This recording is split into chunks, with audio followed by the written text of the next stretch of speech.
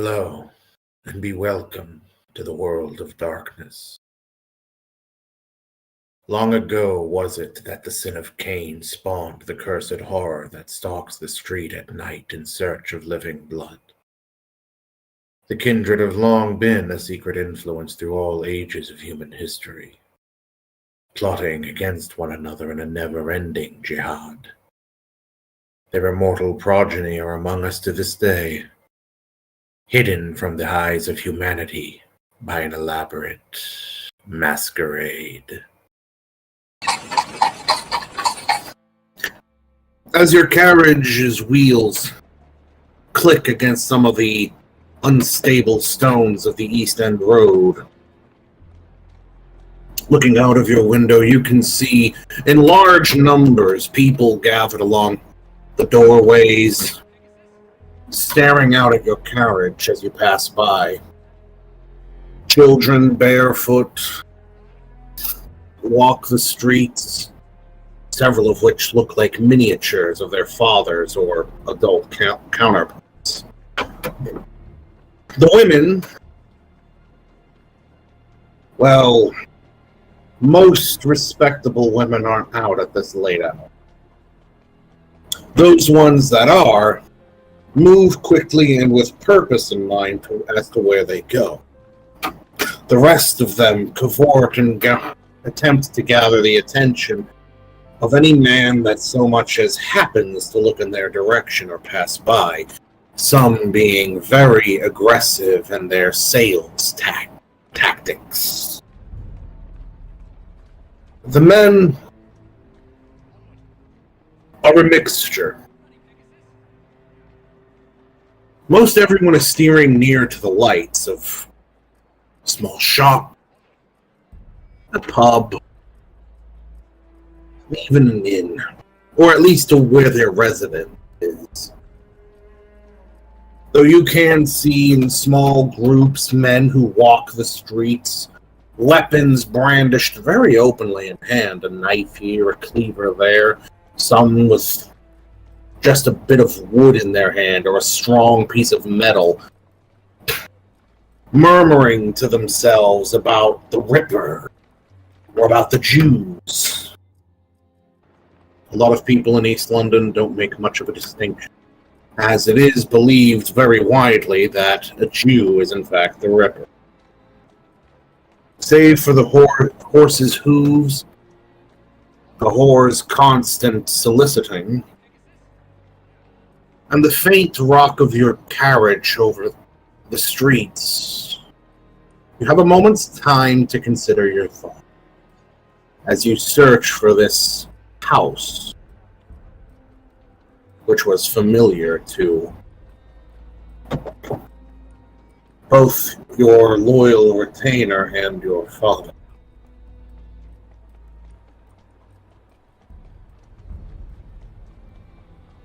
Looking out the window as we pass the whores, I'll give a slight sigh as I put my hand up very, what's the word I'm looking for here? Very longingly on my chin, as I stare out, watch one of their faces pass by. I should really try and help these people a little bit more. I feel so bad. Look at all of them gathered around like little fish in a bowl.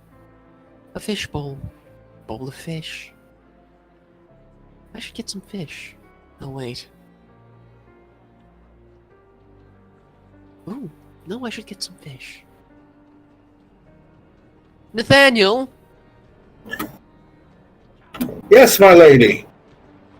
Do you know how much it would cost to get some fish? Fish? Yes. It would depend on the market. Well, how about what about the small ones that we can put in bowl? You mean of living fish, my lady? Yes, quite. Not exactly a fish person myself. We might be able to ask some of the vendors once we get further into the city. Oh, wonderful, wonderful. What was I thinking about again? Oh, right, the poor. And then she'll continue looking outside at the windows. If her heart still beat, it would drop a little bit as she watched some of the smaller children barefoot running along the street later than they probably should be out.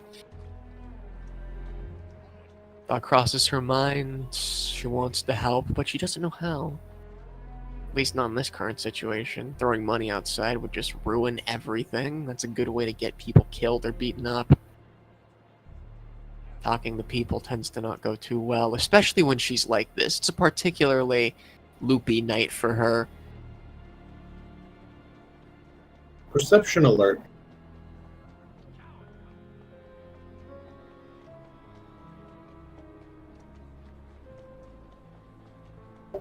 Alright.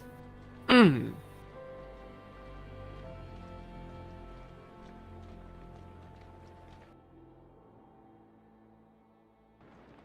don't really notice much of the crowd. They're drifting faces. So intent you become on one that when the next face crosses in front of your eyes, it's almost as if they, for a split second, merge, as if in some circus mirror. It becomes a monotonous, continuous stream of faces, tits, and young children exposed to the worst of life in London. The occasional light breaking up the monotony, though they are separated a little further here than in some parts of the city. Lord knows in the city, that being the old historic core of London, where the tower is, they're quite together, making sure all is illuminated. Here, the night sky seems to drift downward from the heaven, helping darken the streets with its shadow.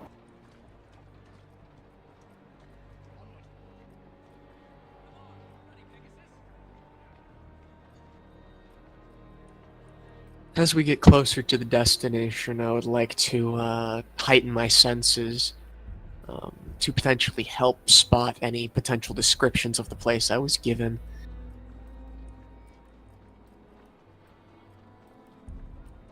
As you cross through the neighboring houses of the East End, moving further north, Nathaniel's head on a swivel as he looks from side of the street to side of the street. He's pulled off one of the main roads, this part of town being ever seedier in its nature. Even the walls seem to have some distasteful slickness to them. Yet it's so dark, it's genuinely difficult to make out much in the way of any detail. When you try to focus on anything in particular, the glass is either too murky to see through, too warped to see through, or too goddamn dark to make out much more than shapes moving. Clothing lines string from one side of the street to the other, people's garbs hanging in blatant display as some of them drip downward, still drying on the lines. And there's a distinctive smell, but you can't quite place it. It's not tasteful, and yet it's not wholly horrid.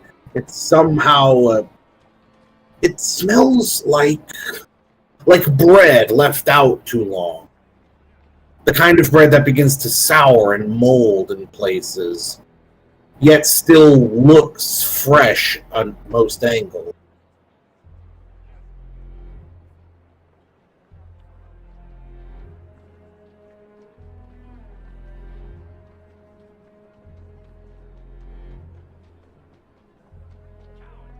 Perception alert. happens. Well, I almost rolled 1d10. That could have gone bad.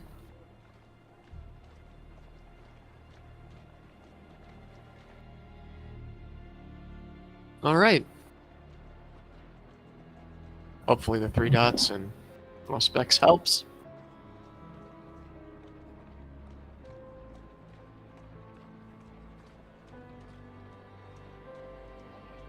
You actually notice that as he veers off of this street, moving into another tightly packed street, almost a bit claustrophobic, the housing almost appeared to bend over the street, though it's an illusion of the mind from the speed of which you move down compared to being on foot.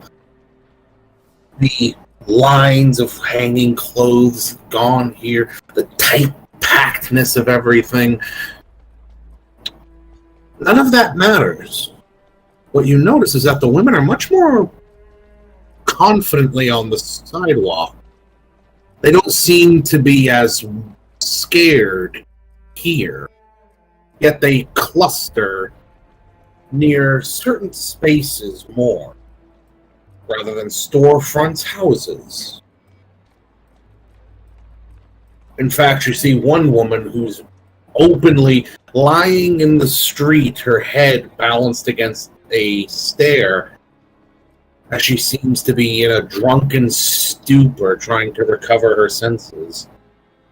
Her features pale. The other girls walk past her without any regard.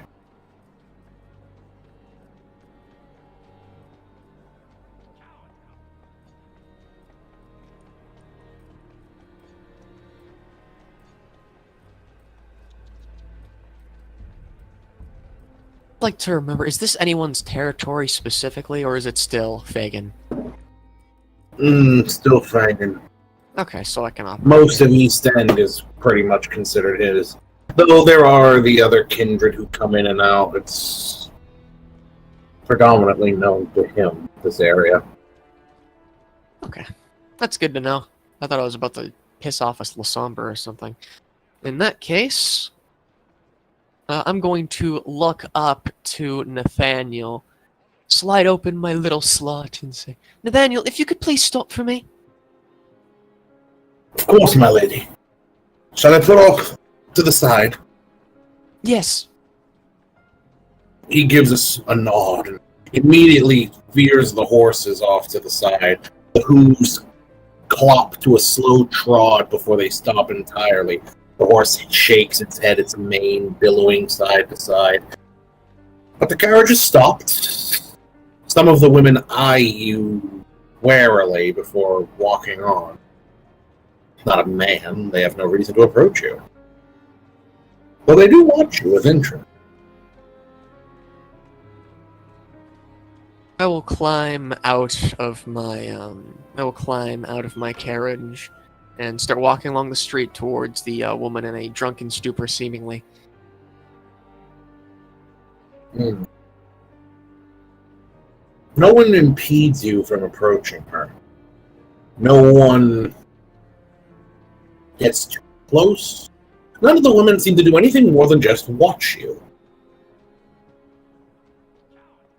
One or two, if you bother to look at them, will offer you a smile, maybe even blow you a kiss. Ruby red lips from lipstick blowing kisses. But other than that, nothing.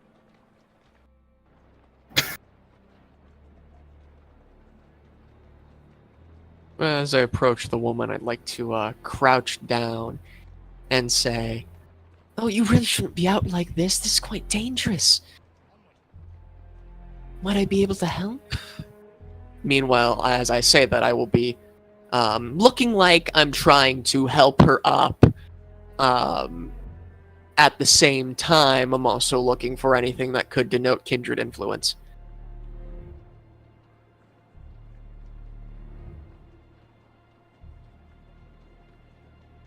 Give me a perception awareness.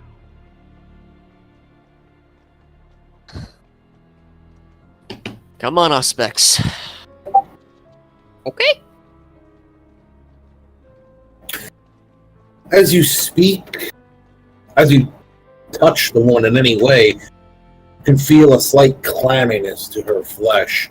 The paleness, the veins popping prominently, a distinctive blue against the marble surface almost. Her lips hang pursed almost, as though she's awaiting a kiss.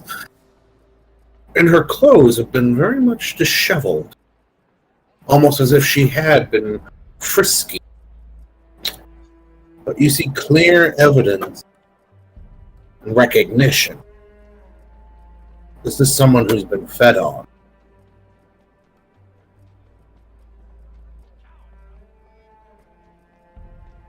And it wasn't so long ago.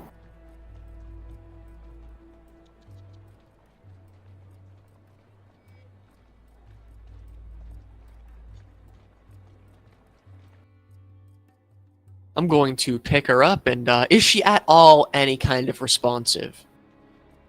A little woozy, maybe? Anything like that?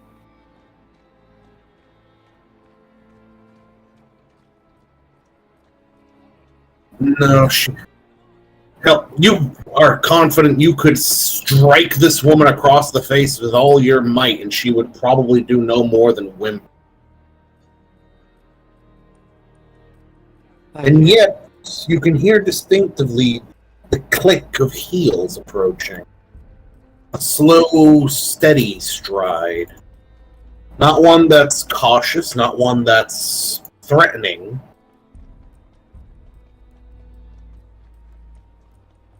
The stride of someone who's curious. I'll look over my shoulder a little bit, and then look back to the girl, acknowledging the presence, but clearly making note that my main focus is on the person on the ground. The woman reaching up to you tries to open her mouth to speak. Her hand clasping at the front of your dress as she tries to utter words, a croak coming from her dried lips.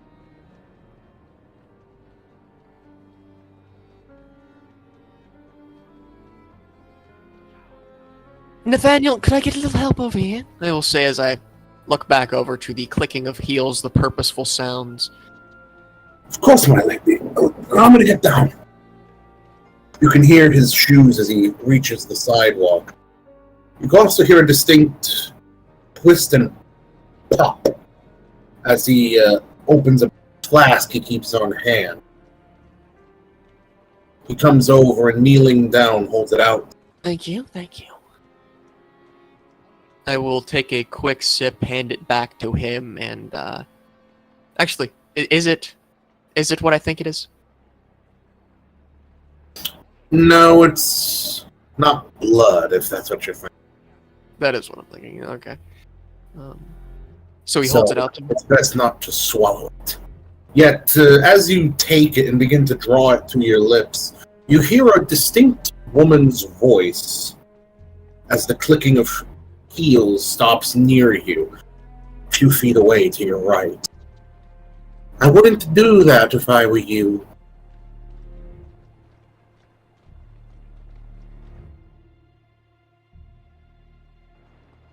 Why not? She's clearly in some kind of stupor. Maybe I could help. I'd like to read this person. Do they have the distinctive features of a vampire? Are you going to try to read their aura or just a casual glance? Oh fuck! I forgot I had. I forgot I had aura perception. Yeah, I'm gonna read their aura. Go ahead and roll. Right, it's what is it again? What's the Perception and empathy. Oh, wonderful, wonderful, wonderful. Examining her aura, it's difficult to read. So you can distinctly note that the colors are pale, yet so much so they're difficult to distinguish. The only color you can distinctly make out being a light blue, suggesting she is rather calm. You can also distinctly see, upon observation, several subtle details that would be lost to the common eye. For one, the garb she has about her neck, silken cloth, bulging at the top, almost like a present rose, though it is a purple silken material, very faintly, in a slightly different shade, so to hide it, you can see strange marking lining the material. She also wears a very distinctive ring on her finger, and most importantly, you can recognize the symbol on her ring, that of Clan Tremere.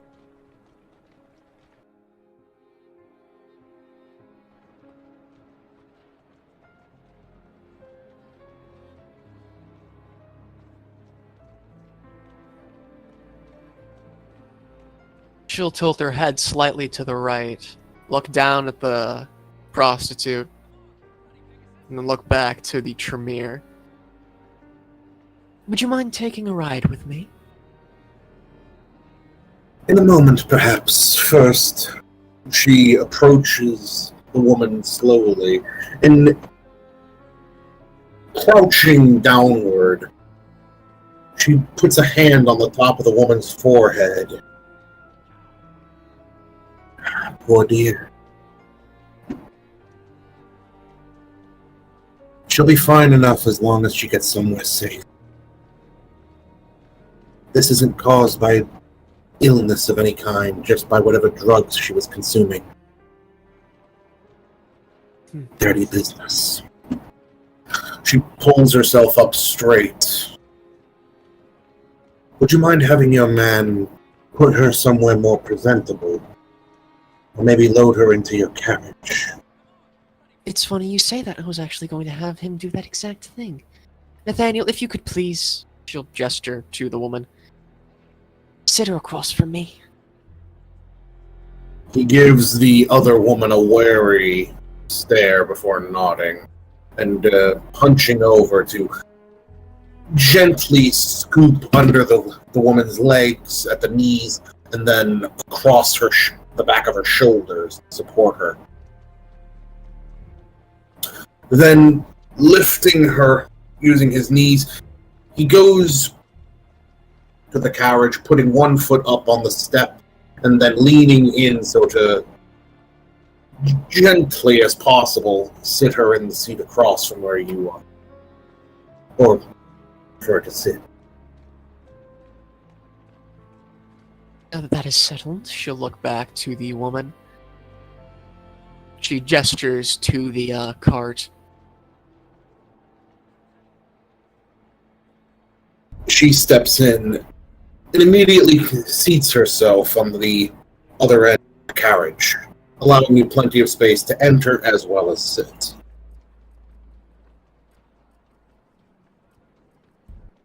Shut the door behind, lean in through the slot. Nathaniel, My lady, please continue. at once. He takes the reins and strikes so the horses begin a trot. A destination in mind, my lady. The same one that we were tracking recently. He does nothing more than nod.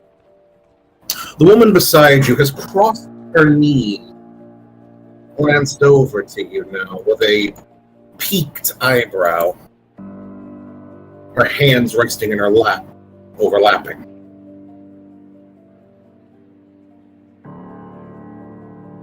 She'll slide the slot closed between her and Nathaniel, then look back to the woman. So what is a lady of Clan Tremere doing here in Fagan's territory? I have an interest in Clan Tremere. I've learned of rumors of a mortal coven.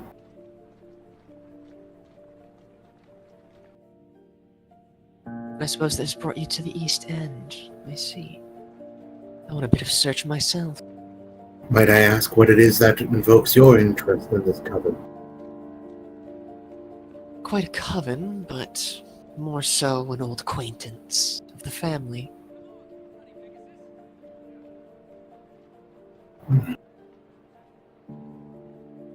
Roll your perception and alertness.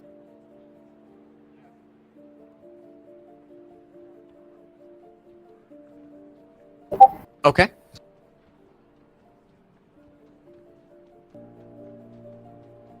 As you note the words softly spoken by the unconscious woman, you can tell from the way she looks at you that this Tremere beside you has heard her as well.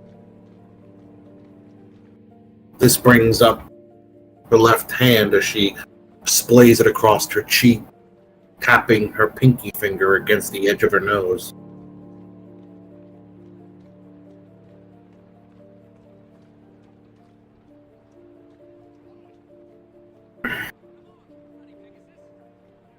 I'd like to read her. Not her aura. Actually, yeah, no, her aura. Go ahead and roll, my friend. Though the difficulty will be slightly lowered, considering you can already gauge a bit of it. Okay. You can tell that the light blue has begun to shift. Instead, now the colors, though you cannot rightly distinguish them, have become molted, shifted, and then change into a dark blue.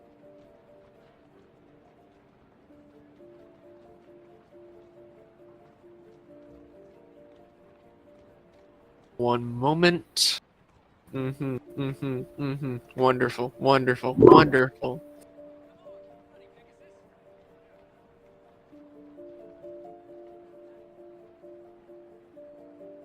Might you know this name?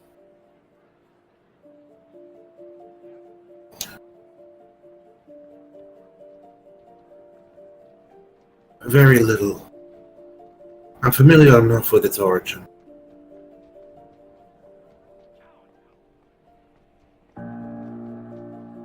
I'd like to gauge the origins myself. What I need to roll for that? Intelligence and either occult or academics. Difficulty varies. Alright.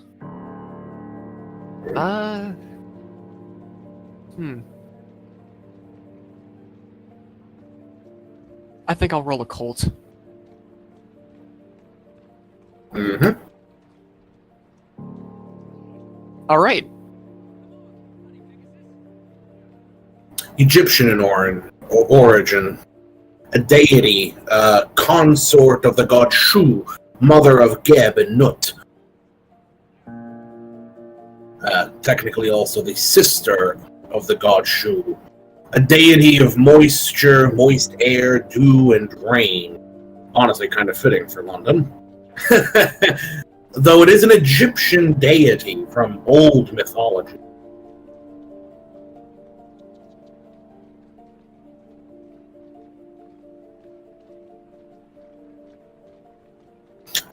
As for what the girl was saying, Tefnut, remembering names, that suggests more. Sounds very much like ritual practice.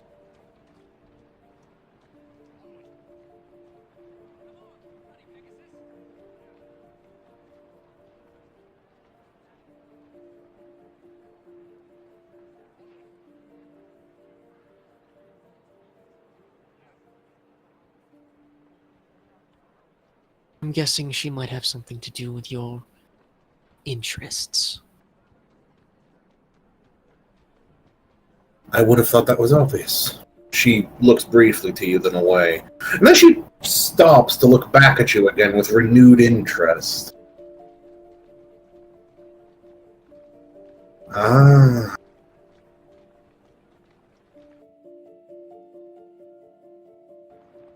I apologize if I'm being rude, but I have to ask, naturally.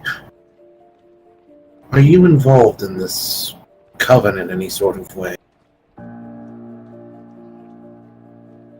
Not quite.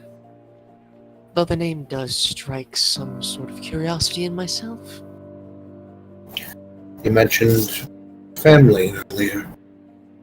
Might I garner that this is on the behalf of your vexing sire? No, a personal interest.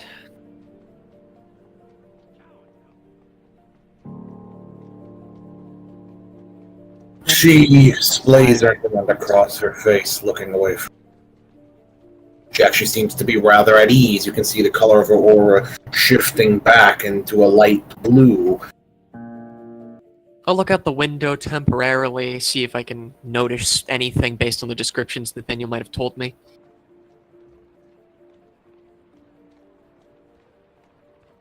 Can you repeat that? Sorry?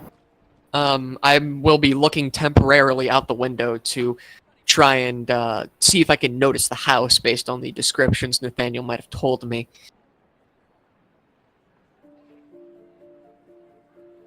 Go ahead and roll a perception and streetwise. Oh boy.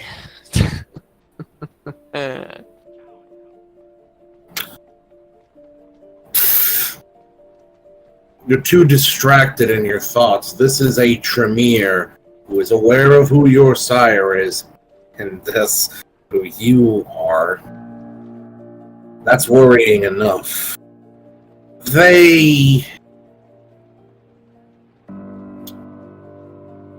While they might behave, considering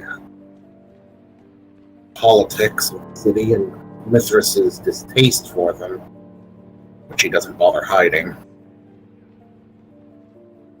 you know all too well they have an axe to grind against you and your sire, and now they know both your interests, which are tied to your personal family, to you. They're a little too close for comfort for you to pay attention without stealing glances back at Rebecca.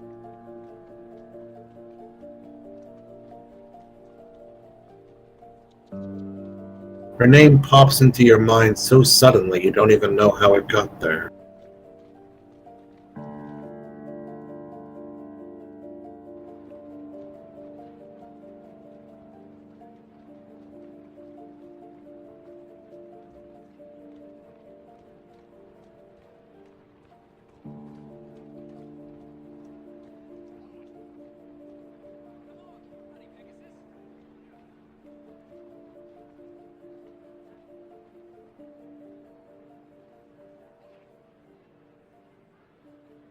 You'll look back to Rebecca. What might you know of the clan that lurks in the deserts? I'm struggling to find their name. Since they already know, might as well see if I can get some information.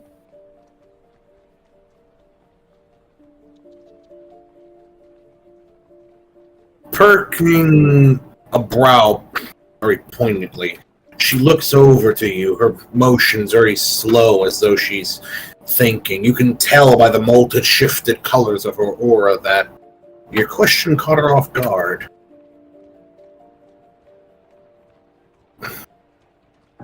You mean the followers of Set?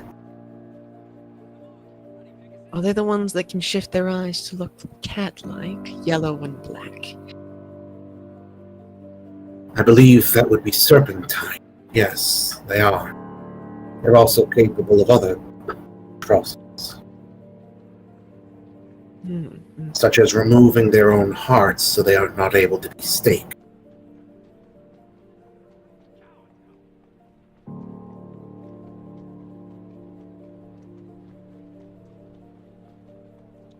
Why do you bring them up now? From what I've been able to gather, this has no involvement of Setite.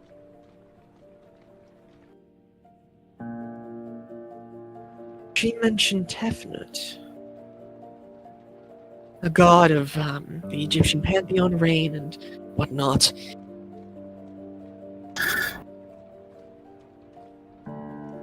You are your sire's child, eh? I was hoping I would not have to worry about that.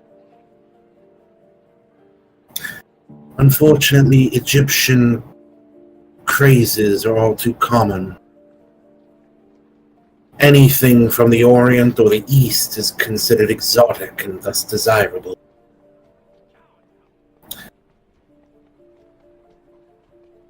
From what little I've been able to do in my investigation, there is a large deal of practice within this coven, from the works of the likes of Richard Francis Burton, the Karna Sutra, as well as other exotic arts.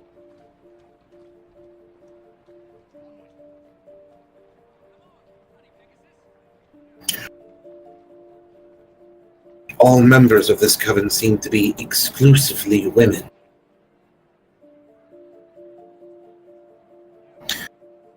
In my experience, the Setites don't tend to discriminate. And if everything associated to Egypt is to be linked back to them, maybe I'd best begin looking into the Freemasons.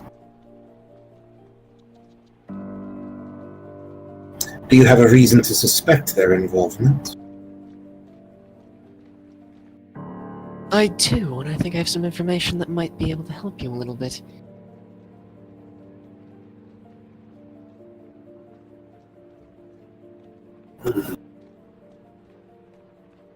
Would you be opposed to telling me this information in confidence?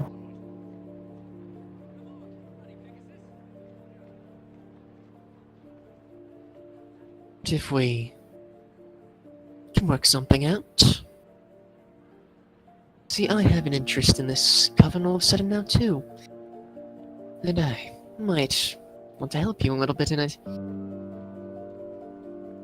This one here, she'll look down to the prostitute before looking back up to Rebecca, was fed on quite recently.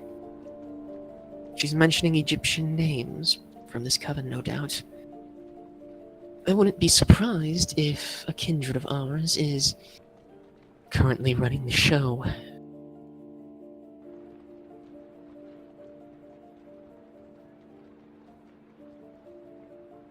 Even Egyptomania tends to not go this far as I've noticed anyway. Then how about a fair exchange? What you know for what I know. I can tell you in the general area of which they've been operating. By all means. She holds up a finger. Neither of us know the extent of what the other offers. So we will agree to tell all we know and collaborate. That is about as best as either of us can do considering our own unique circumstances.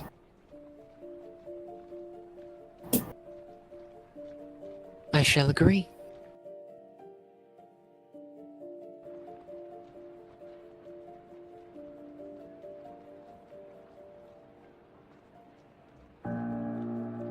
You know the George Yard building? Yes, Right off north of of it. Yes, north of the Main Street Whitechapel, right off the... She seems to blank out for a moment. Yes. Not far from where one of the Ripper killings happened, even. However, just north of them and for 3 blocks northward, that is where this coven seems to be most active. It is also where the most criminal activity is taking place. However, this coven has been spreading towards Gulston Street, and even as far north as Hansbury. I see.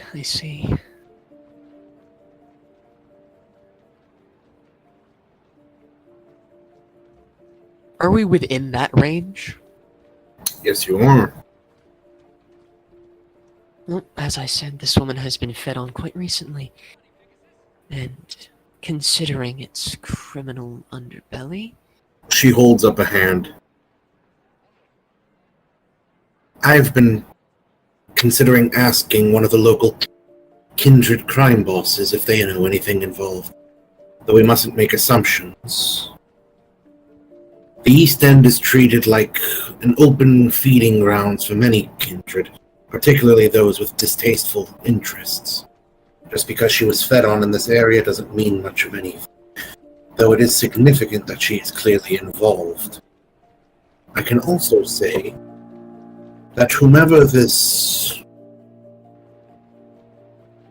coven leader is, they've been painstaking in how they organize their business. From what I can tell, they administer the business entirely through intermediaries.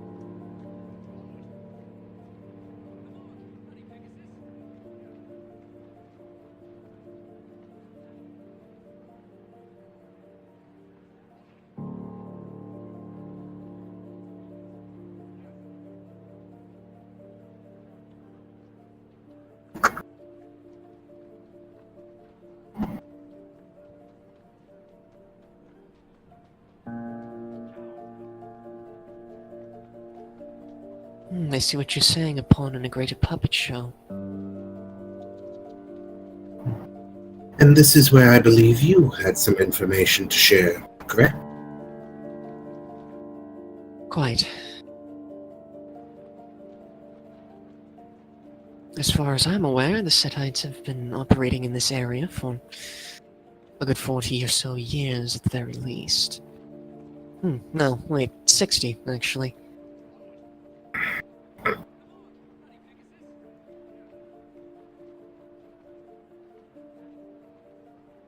I know of a certain individual who is no longer with us, unfortunately, that, well, they saw them.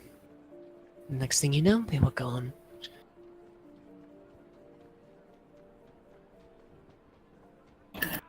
From what you've said, this is an individual whom you were close with. Quite.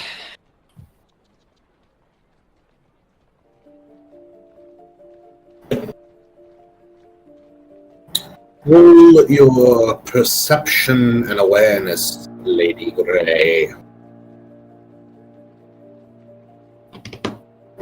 Alright. As you consider your next words, the prostitute across from you lifts her head at you. Her eyes glowing, positively glowing. A bright, vibrant golden color slitted like a snake's as she offers you a mocking smile. You know nothing. Prod any further and your fate will be the same as hers. She has already provoked the center of the spiritual corruption. You do not wish to invoke the wrath of the Kirminu, lest you suffer the fate of the Ka energies.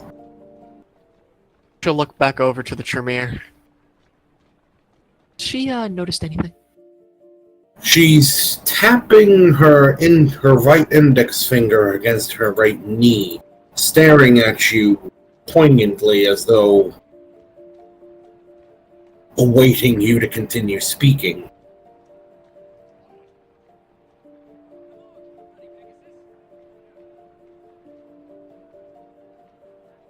One moment.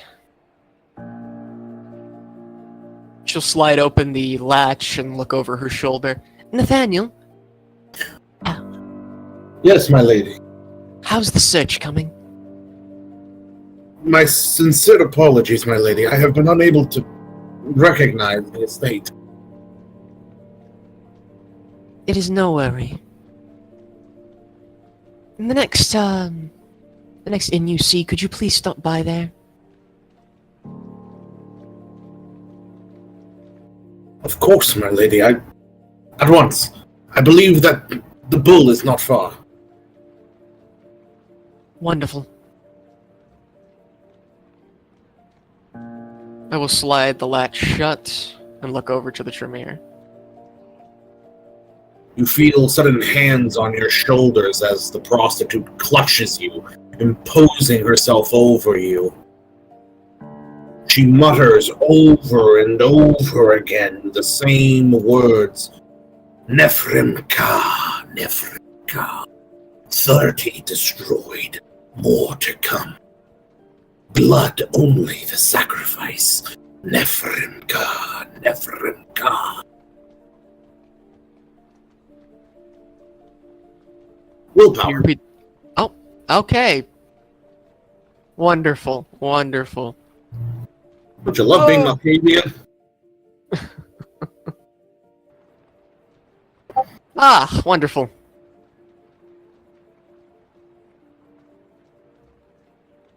As you come back to your senses, you don't see the prostitute. In fact, you don't see that side of the carriage. Instead, you have the Tremere by her shoulders, in the same posture as you were being imposed on by the prostitute in your mind's eye. You are now imposing upon her as she reaches out with a now ungloved hand for your face. You quickly move away as she stares daggers at you, a small ball of flame forming her palm. The interior of the carriage glows with the small flame. Your beast trembles inside you, frightful of it.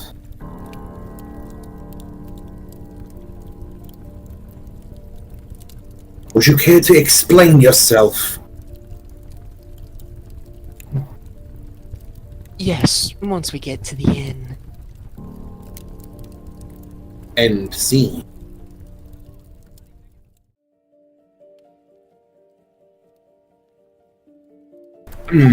Mr. Thorne, spelled with an E at the end, thank you very much, Mr. Kim, begins his evening in the chantry, looks over those letters, and draws up plans for an expansion, or rather, the birth of a new business. Rather than his Lockmen of London, he shall create the Latchkey Company. The tagline, cleverly devised as Unlocking London. Whereas the omnibuses currently are run up until the stroke of midnight, these shall go on till the wee hours of the morning, as Father Thomas is wont to say, I imagine. They are to revitalise industry, to bolster the workforce of London by allowing more shifts to take place in the factories, more business to prosper, more money to be made. And so, I shall go first to my lieutenants in the Lockman, those that oversee my operations, and ask them, well, indeed, find out if there are any members of our organization who are deserving of such a reward, that of running this new venture.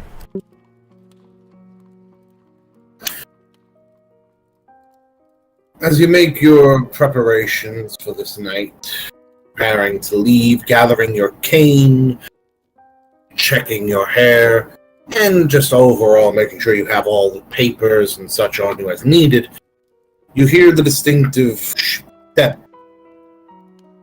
of your primogen, Regent, Edward Bainbridge, as he enters the room, with a polite smile on his face as he moves into one of the chairs, the plush velvet seat creaking slightly, and setting down his glass of, cup of tea beside him, as he is one to enjoy tea, is still able to imbibe human drink and food. The smell of it coming to you is pleasant, though unappealing to your hunger. You haven't had tea for many years now, and it is becoming somewhat disconcerting as you become more accustomed to life to see someone you know for a fact is kindred ingest it. As he enters the room, I shall turn to him, and after he sits, do a low bow, my cane in my right hand going to my heart, my primogen. Picking up the small plate which holds his cup, he rests it over his lap as he clasps the handle. No need to be so formal, he smiles. And how are you this evening, Mr. Thorne? Is all going well? Indeed, Mr. Bainbridge, all is going quite well. Ms. Thorne is, I believe, conducting business with that Nosferatu, Alden, in Whitechapel this evening. I shall have a report ready for you in the coming nights. I would hope so. If I might have some of your time, however, before you go. Of course, Mr. Bainbridge. Lifting his cup, he savors the rich red-colored tea, and then sets it down with a slight clink.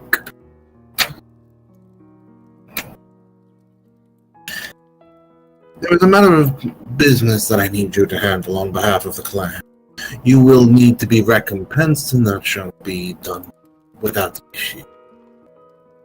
One of your ships need venture to Burma, where it will collect a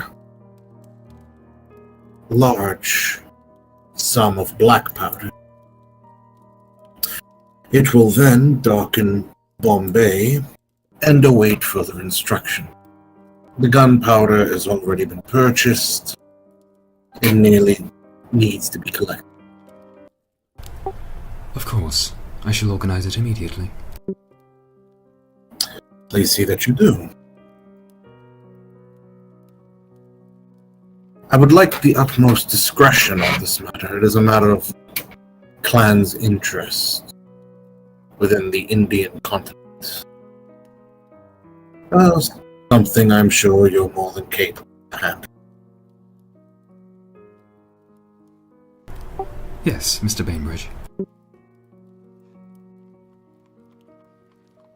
He takes another sip from his tea, uttering a soft ah. He sets the glass down and, putting aside cup and plate, softly he pushes himself up and removes from his breast pocket a bit of paper for you. Have your men show this in Burma. They will need to dock in Yangon.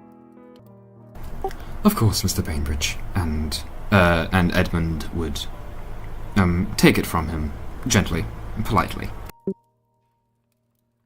He doesn't give you much fuss. I trust you're going to be occupied this evening as well. Indeed, I am seeking to expand my businesses to garner capital for the good of the clan.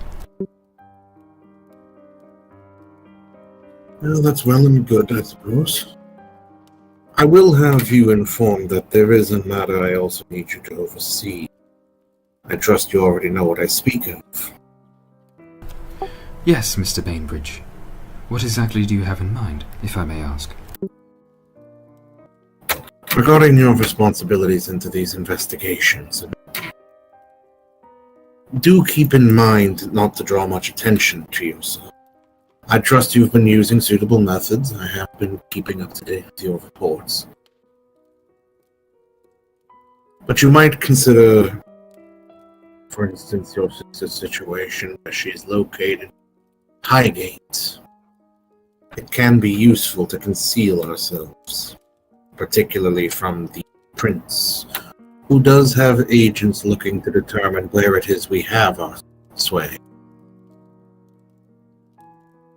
What I am saying is for you to consider using a smokescreen in your dealings as well as in clan business.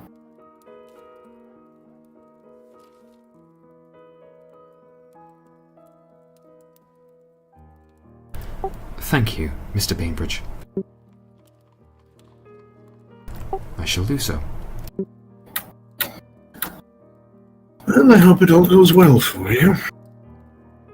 Fortunately, there's nothing more to discuss, unless you have anything of which you wish to talk about. I could do with some socializing before I have to go. I was hoping to speak at a new display at the British Museum, though I doubt many of the venture will come. Truly a shame. Unfortunately, I do not believe I will have the opportunity to attend either. Would you care to enlighten me, as it were, to the talk you are about to give?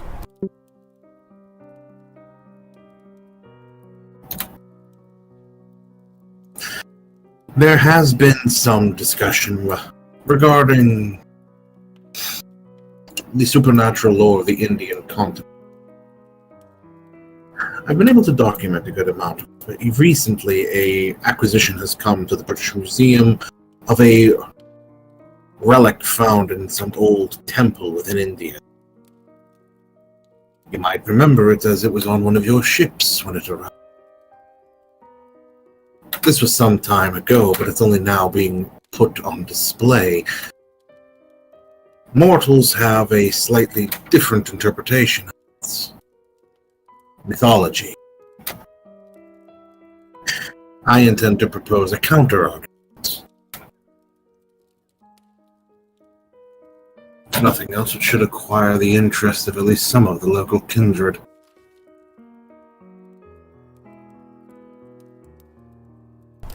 And what is this theory of yours, Mr. Bainbridge?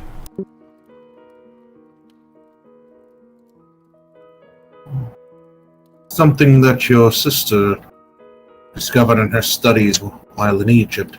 A conflict going on within the Indian continent between the native Ravnos and some foreign enemy. Though there have been discoveries of Ventru who go native in India, even distinguishing themselves by a different name than that of the clan. It may be a preserved piece of kindred history. One that, if presented in the correct light, could garner us some support in our expertise on.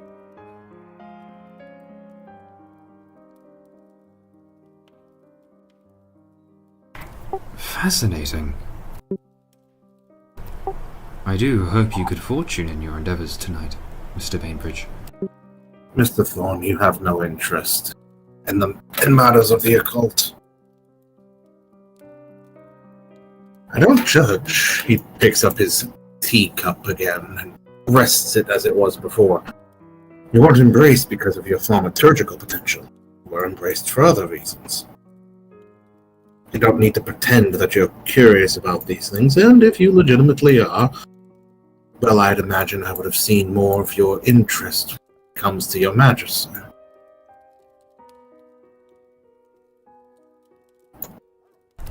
My apologies, Mr. Bainbridge.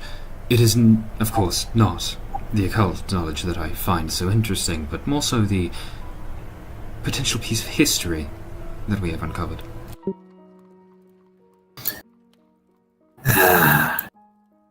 History is written by the victors.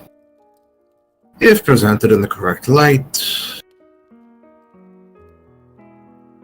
that is, favoring the Ventru, it's beneficial to us. As for the truth, maybe we'll find that out for ourselves.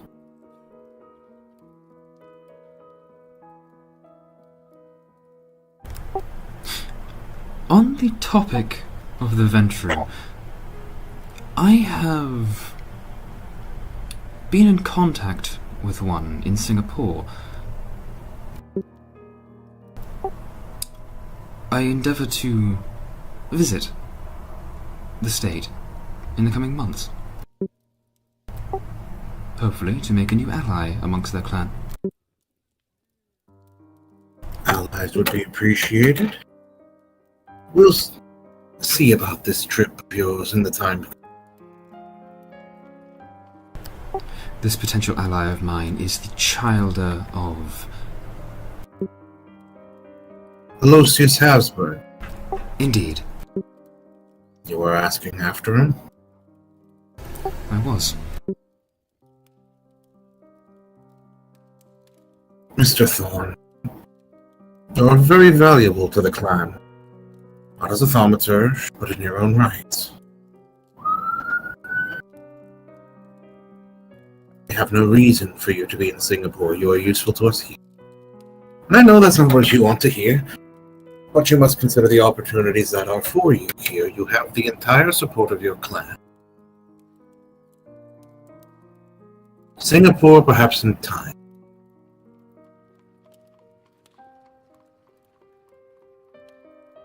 That's something we'll talk about again in a couple of months. See how this acquaintanceship plays out for a little longer. We're still quite young. There's no need to rush into these things.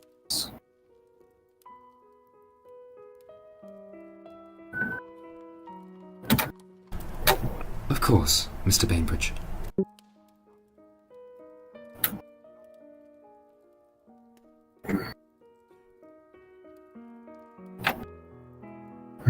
He takes another refreshing sip of his tea.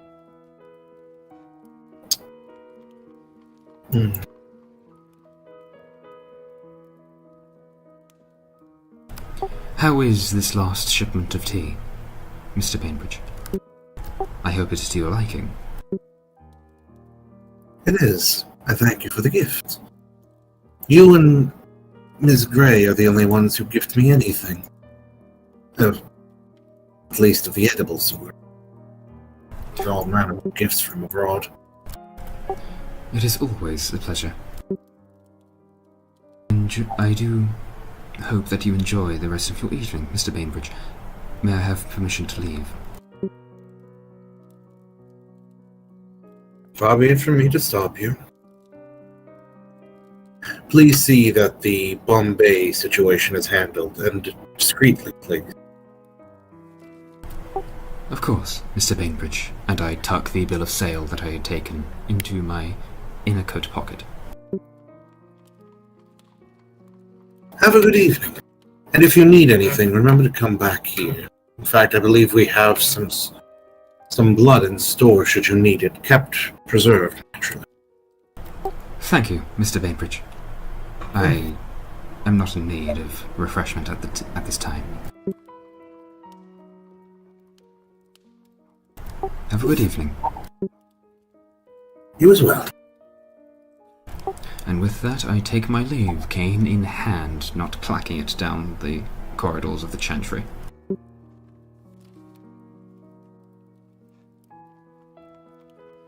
I leave the Chantry, my ghoul not with me, conducting himself in Westminster Abbey, I believe I told him to be at. Instead, I have one of my employees taking me to, well, my base of operations in the city. That being in Camden Town. The famous Camden Lock that I've named my associates after. Descending the steps of the Chantry, you notice your man currently stood before your carriage.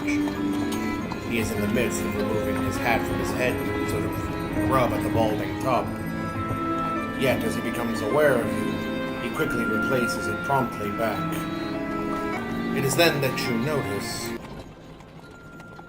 his mustache stands out rather prominently. The rest of his face clean shaven. His hair done well. His dress, or state of dress, clean. He holds open the door to your carriage. Good evening, Mr. Thorne. Good evening, Mr. Tewsbury. How are you? It's a good evening. A good evening for business of any sort. quite agree, Edmund says with a smile, and enters the carriage.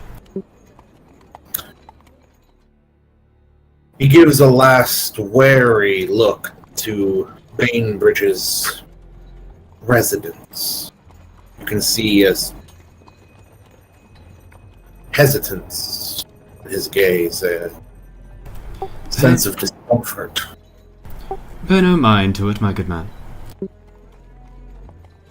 Of course, Mr. Thorne. He pushes closed the door, clicking it shut. Where will we be off to, Mr. Thorne? Our headquarters, Mr. Tewsbury. I have need of our lieutenant's attention. I'll be sure to let some of the urchins know to round up the boys when we get up there. Splendid. With that, you can hear him clambering up into the carriage, preparing to depart. What's going through Edmund's mind at the moment as he jostles ever so slightly in the carriage, the sound of the horse's hooves clacking against the stones?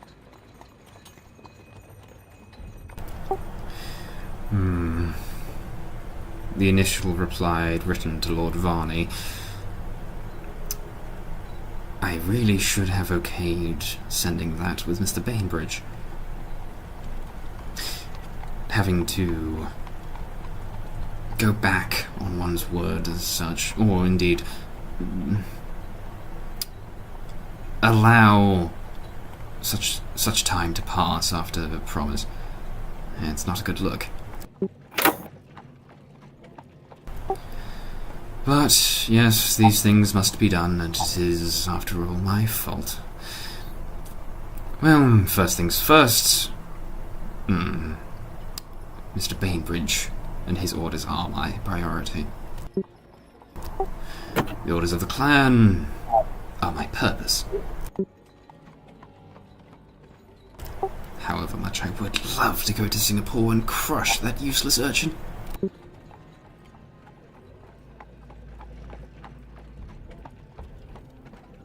We're going to jump ahead a couple of pages to as Mr. Edmund Thorne is in his office. Feel free to describe it as you wish, as he awaits his lieutenants, some of them having to be called from where they were doing business or, well, just having a night out.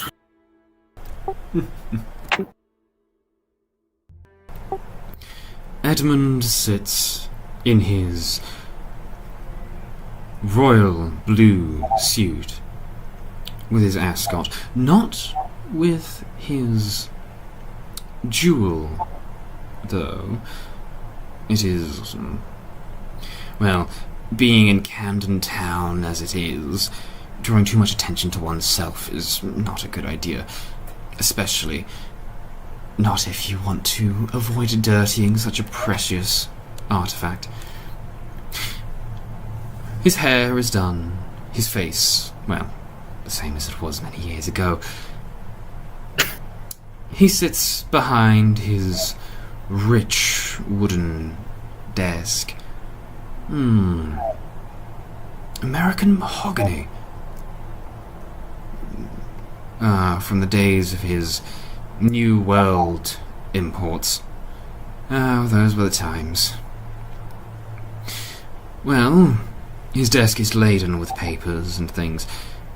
He sits in a chair that is almost throne-like, at least to the untrained and lower class eye.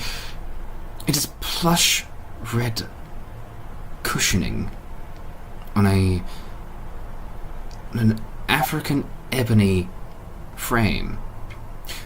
The windows are the standard cross pattern.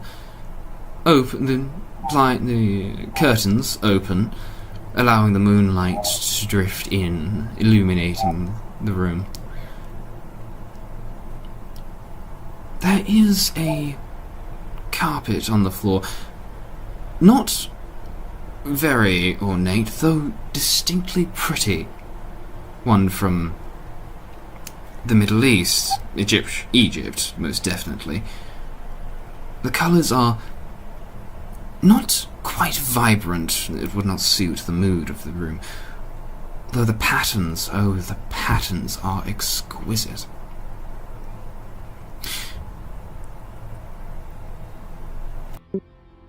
There are, in the room opposite the desk, 2 chairs. Again, plush red cushioning, with a stained oaken frame. Behind, towards the door to the room, is a bench. Again, one of oak, sturdy, good English wood. Stained, of course, with boiled linseed oil. Allows the grain to materialize itself. Good stately wood. That is for any men that... Those that myself and my lieutenants are to call upon should be in the room with us, surely. That or retainers. As the door to the office opens, you quickly note that Angus, Mr. Foster, and Hamlin, Mr. Hamlin, are already removing their hats as they enter the room.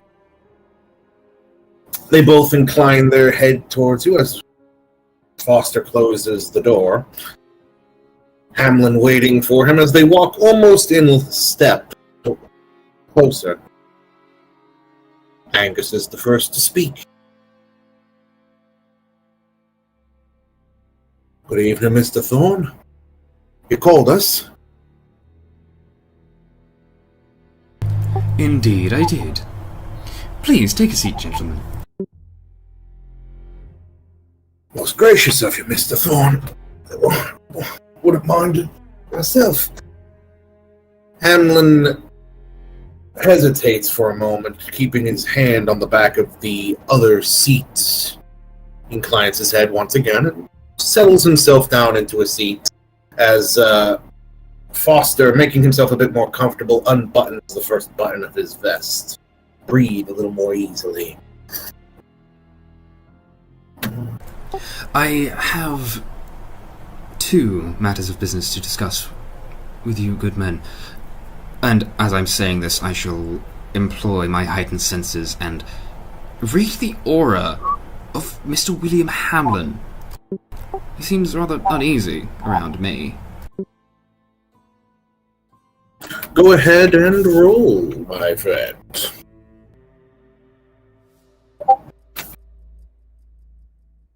Most distinctly, that which you care to investigate is there is a slight purple in his aura when he glances over to Foster.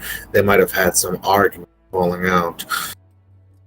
Though when he does look to you, there is a bit more rose colors coming through, particularly around the head and heart. Yet every time he does happen to glance back to Foster, a clash between the purple and lavender seemed to overtake him. Now, first and foremost, gentlemen, a matter that we are all 3 far too familiar with. Mr. Hamlin, I believe this may be your area of expertise. I take the bill of sale out of my coat pocket and slide it along the desk towards him. Leaning forward, he extends his hand for it, then looks up, making sure it's all right before he takes it. That is a bill of sale for certain goods that we are to transport from Burma to Bombay. That is the bill of sale, which shall be shown in Burma at collection. Taking the paper as you spoke, he leaned back into his seat and opened it up to read over its contents as you continued speaking. Once you finished and he's done reading, he's folded it in half, not all the way as it was before, folded into 4 sections. Gunpowder, Mr. Thorne. I wasn't aware that we would be expanding operations. It is a private charter. A most private charter, you understand. Absolutely, Mr. Thorne. Would you like me to hire a couple of extra guards considering the cargo? There have been pirate activities going on in the British Indian Sea. Yes, that would be well. Although, do take care not to draw too much attention to that vessel. He shakes his head. A couple of Deptford boys looking for work. All they care about is that they'll have some shillings to line their pockets. Irish are always an easy bunch to get when it comes to matters of violence. Indeed, they are.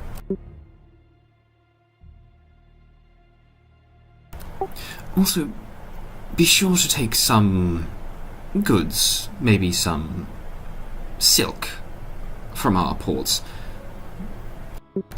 May as well keep the boys fed on their own trading pockets. Get them some training, too, in Burma. Crossing his arms, he brings up his left hand to stroke at the edges of his mustache. It wasn't long ago, the other day, that I'd read, Mr. Thorne, that there was a want for Chinese rice. Maybe we could buy some rice cheap in Burma, pass it off as Chinese.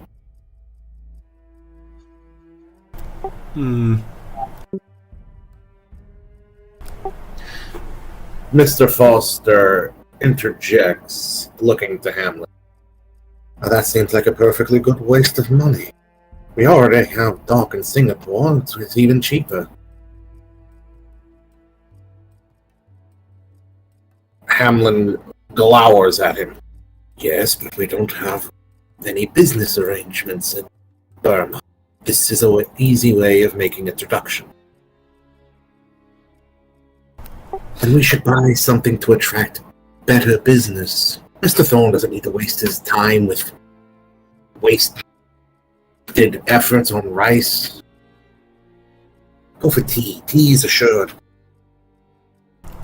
Gentlemen, they both look to you. I do appreciate the ambition both of you present. It is, of course, why you are held so highly in my esteem, though this voyage is not one for pit stops. They both nod. They exchange a quick glance between each other before Foster looks away. Hamlin then, looking back to the bill of sale, giving a sure nod and tucking it into his breast pocket. He makes sure to pat it to reassurance before straightening up. I give a slight nod. Now, the second matter. As Mr. Foster has mentioned, in my expansion of our business, I have indeed been thinking of that tonight. You see, Hackney, the Hackney Company, seems to have, well, at the very least, have had a monopoly on the cabs and omnibuses in the city. Foster inclines himself towards.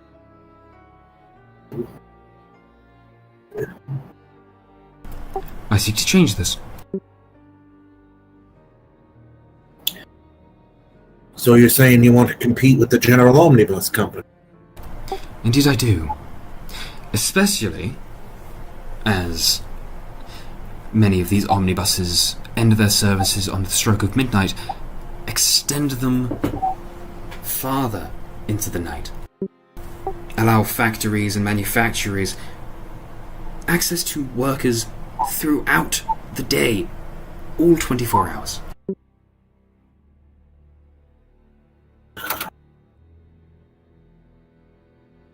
Foster taps a finger against his left knee, bouncing the foot. You can see the wheels in his head churning. He does this a lot whenever he's in deep thought. Hamlin strokes at his mustache, reclined into a seat, his arms crossed over his chest.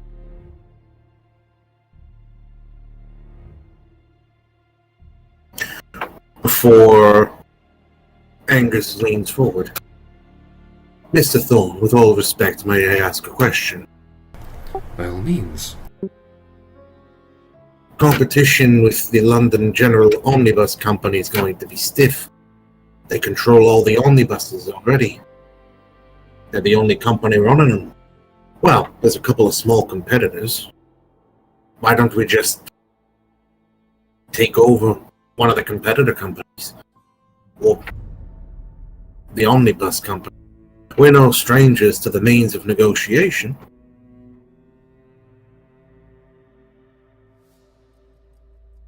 That is precisely why I enjoy working with both of you.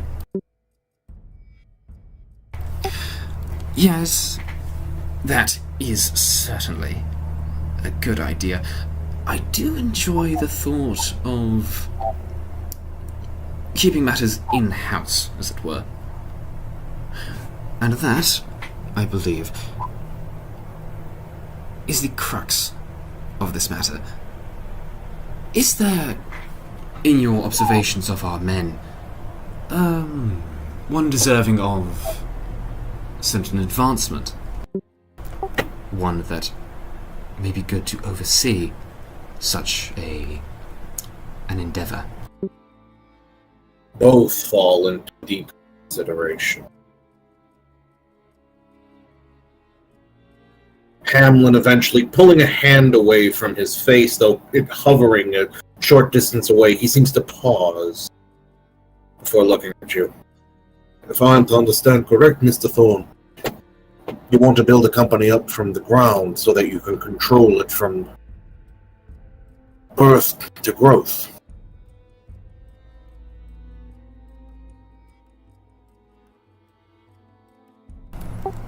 Indeed. And, if fortune may have it, assimilate several of those smaller companies Mr. Foster mentioned. Hamlin gives a very slow nod as he goes back to looking a bit upward, a bit above your head as he strokes his mustache. Angus now leans forward. If that's the case, Mr. Thorne, I think I know a good man for the job. He's become one of my most trusted. I'd be slow to part with him, but he might also be acquainted with fellows that would be happy to help promote the company as well as display the inadequacies of the other omnibus companies of the city. Through creative means, of course. Hamlin shakes his head, his left hand sweeping outward as though to wipe away what Foster has said. No, that's no good. You can't be so aggressive on new business. We first have to secure omnibuses. We need a man with a good head for business, Mr. Thorne. I know a lad. Young, but a good mind for numbers. An accountant he was before joining us. he would be able to manage the finances and, in a more legal fashion, buy out some of the smaller companies as they are suffering for business under the London General. In fact, he might even be able to suggest things that myself and Agnes aren't too sure of, that sort of strategy.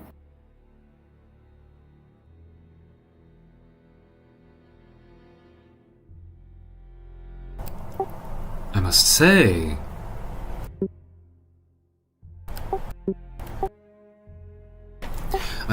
Mr. Hamlin, this gentleman does sound rather fit for the job.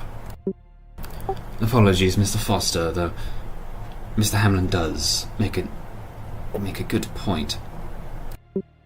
If we are to assimilate these companies, we best do so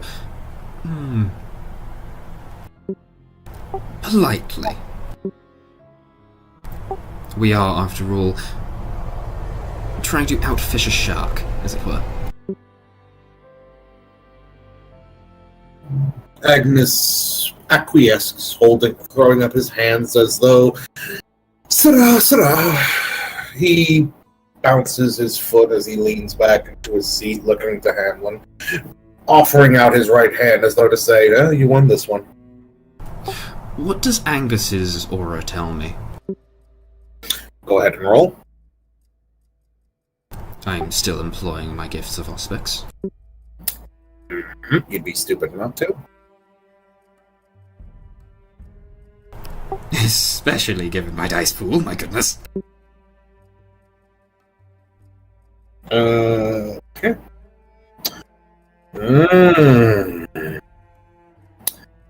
Very differently from Mr. Hamlin, the primary color you can see throughout his aura is momentarily a sharp, dark green as he acquiesces, and yet it immediately shifts, even before his attention changes. Even as he's acquiescing, it passes from envy and into an excited violet that thrums throughout his veins as though highlighting them to you.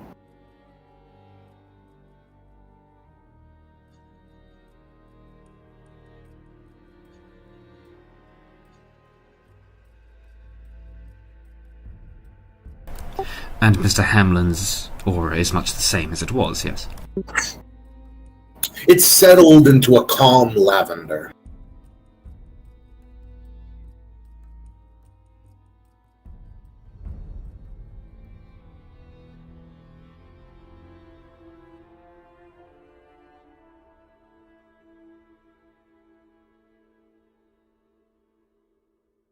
Leaning forward, Foster puts a hand on your desk, almost standing up as he does, trying to get as much of your attention as physically possible. Mr. Thorne, I had an idea as to all this omnibus business.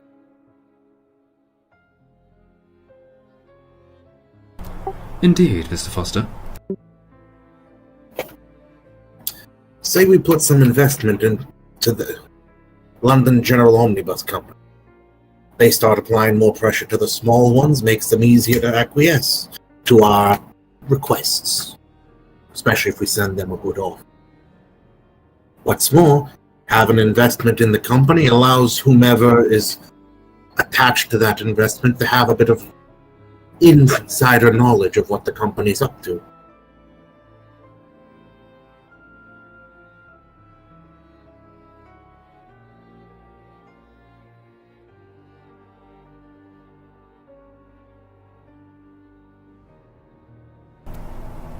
A magnificent idea, Mr. Foster.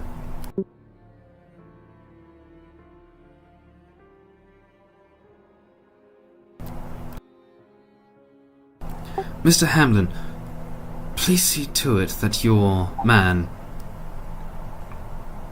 accomplishes such tasks.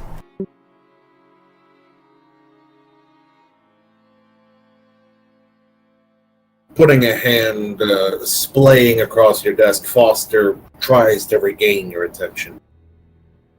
Well, how would it look if your competitor starts investing in you? Naturally, you're going to have your eyes on him, Mr. Thorne. Then who would you have in mind, Mr. Foster?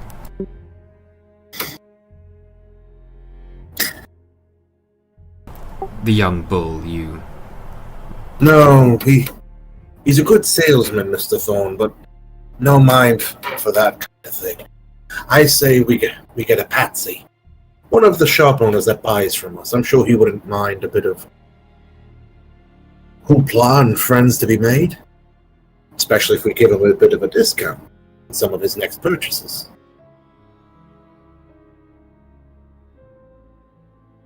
Hamlin gives a slight and looks away.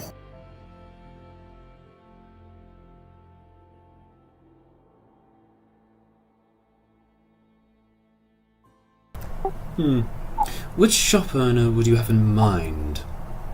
A simple retailer? It would be strange for such a... It would be strange for a retailer to venture into such business, particularly as... That's why we go to the factory owner, Mr. Donovan. Oh, so do I recognize that name? Go ahead and roll a wits and alertness. I'm immediately thinking that isn't Mr. Donovan related to that old textile mill that I was supposed to own? No need to roll, apparently. Fantastic. I hate that fucker.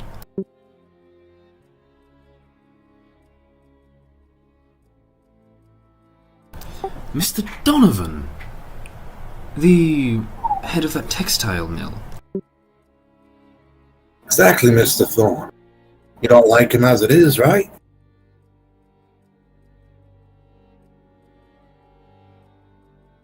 Oh, what gave it away? The general contempt whenever you say his name.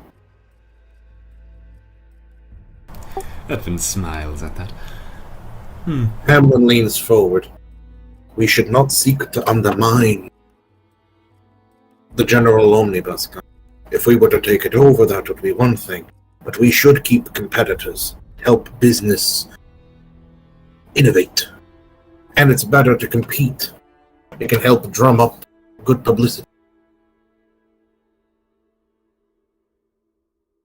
At that, Agnes blatantly rolls his eyes, as though playing fair just isn't in his wheelhouse.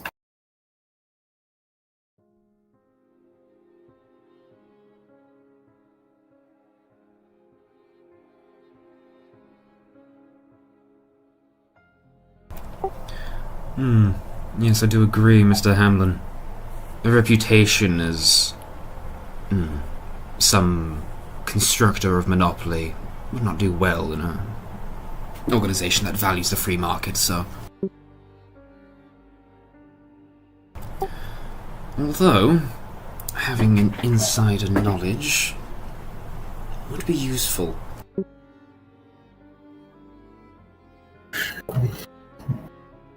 Agnes nods. We're already considering a different market. They're targeting the general populace. They're targeting workers. Workers appreciate people getting them around. Your routes could be angled to take them places that the general company doesn't go. We just have to choose our market. From there, the customers follow.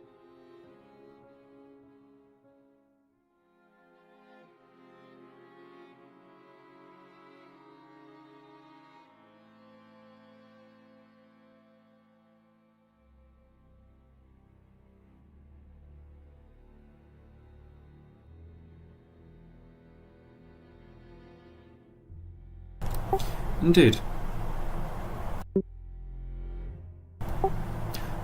Although...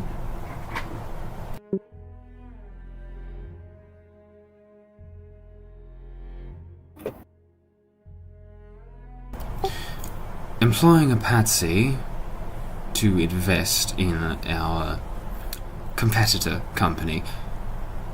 A patsy that is so closely tied to the business that we wish to solicit. Having such an investor in that company may propose some competition in our routes, no? They exchange a look. Mr. Foster sitting down. Hamlin seems a bit self-satisfied to see Foster at a loss for words for a moment. But he seems to get over that rather quickly. A knock comes at your door. Mr. Thursbury, you can hear the voice. Mr. Thorne. Yes, Mr. Shrewsbury. You have an unannounced gentleman here to speak with you.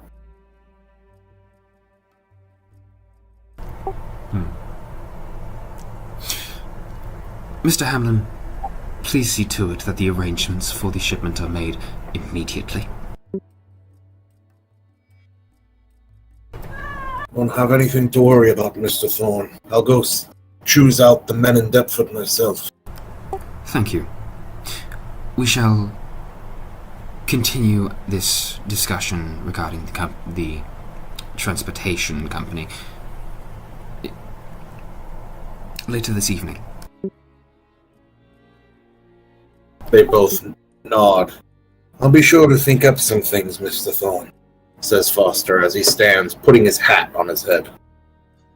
He gives it up at the top so it stays in place. Thank you, Mr. Foster.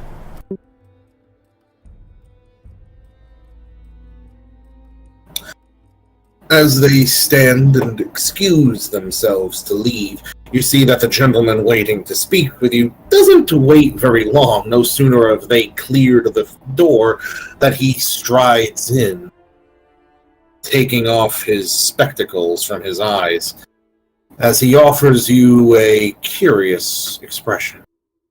End scene. Vicar Thomas O'Connell. As you enter into the Westminster Abbey, where each sound is simultaneously amplified by its vastness, yet muffled, almost as though by its own holiness. The many lights which illuminate its interior, even in the late hours, provide a peaceful, if somewhat somber home. Even at this late hour, there are several parishioners sat in pews or at the votive camp, and several holy men who preside, speaking in corners, whispering between themselves, or going about their duty. Responsible. Younger men are cleaning, older men are overseeing. Throughout the entirety of the church's interior, there is not a single lazy bone among them. You can hear the faint murmur of prayer intermingling with the conversation of several pastors. It is a very quiet and peaceful place, not often disturbed by much else.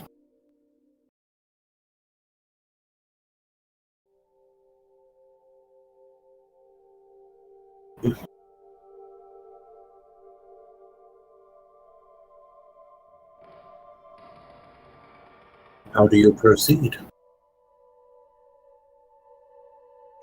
Out of character, do I know anyone here at Westminster? You do know some. In fact, Beckenbridge occasionally comes by. Okay. Whether or not Guthridge would ever come by, it's debatable if he has cause or is something. And there are a few others. Can I sense this aura that I am supposed to be finding a way to circumvent? No, not in any real way, honestly. Despite what is described to you by your Dominator, as you walk the halls, there is a sense of serenity which comes over them.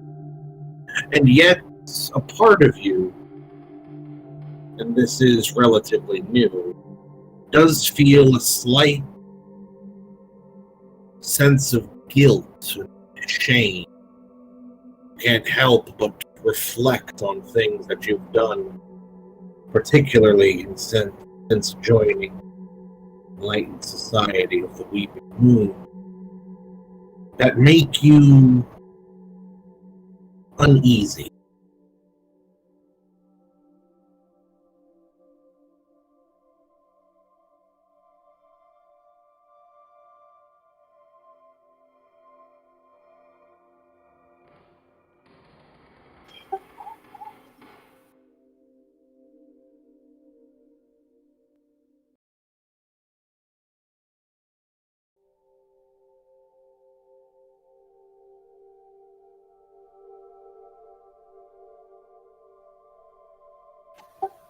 I will raise a... So am I standing in the middle of the chapel? Or where am I? You're inside, but everything else is very much up to you. Okay.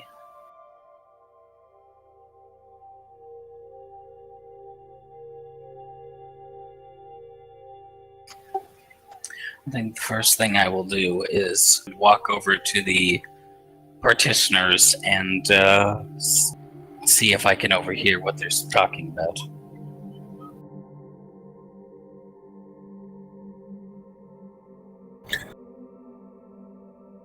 As you venture near the parishioners, you can hear several of them murmuring prayers on God, forgiveness of sin. Asks and pleas to look out for relatives, kin.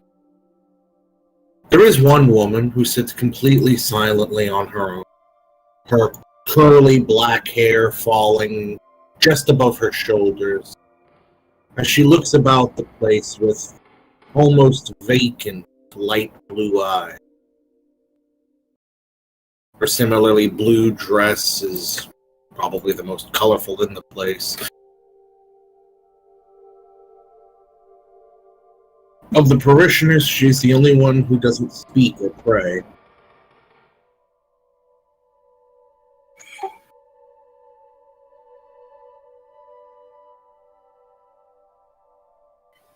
Interesting.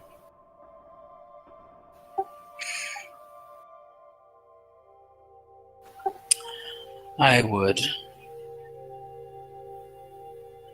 make note of her.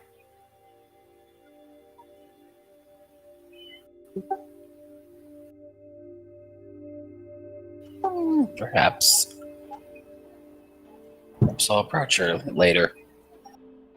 Or now. Sit down on the bench next to her and say, I hope I'm not disturbing you. Looking to you, she gives a very hollow, no. No. She seems to come a bit more to herself as she looks at you. After all, you have more right to be here than anyone else. At least of those of us that use.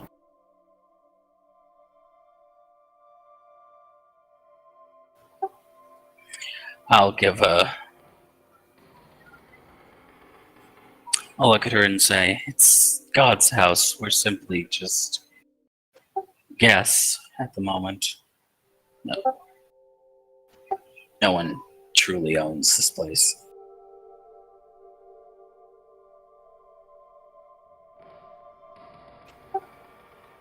Might I ask, What has drawn you here today? I don't rightly know, Father. I came to dutifully pray, but I can't find it in my heart to do so. Forgive me my blasphemy. I don't wish to pray to him. I wish to condemn him. For once again, he's taken. She rubs a hand over her stomach.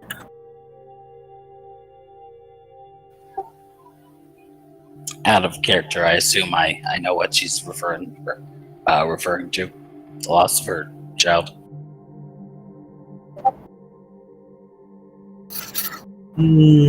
Perception empathy. It's a good assumption to make from what she's expressed, from what she said, but you can't quite be certain. And it could very well be that, though you do get the distinct impression if you were to make such a statement and it turned out to be wrong, well, in other words, it's a gamble. Ah, I love those. I always fail them. I would look at her and say, I understand your pain. Perhaps not the exact same pain, but we've fought more than most. I say as I look around, whispering, speaking in a low voice, saying, I lost my family when I was a small young one. I've been with the church ever since. And since then, I remember the first few years, it was hard, tragic, wanting to blame, well, the universe, God himself, for why do bad things happen to good people? Say as I give a sympathetic look to her plight.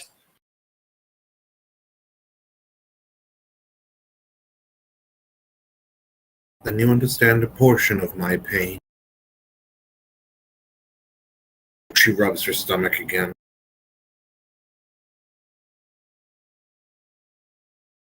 How do you keep your faith, Father, in light of wicked men and tragedy?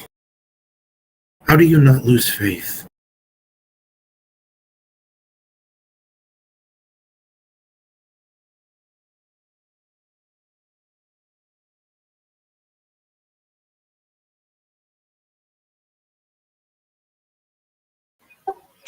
Take a moment to think about that before I reply.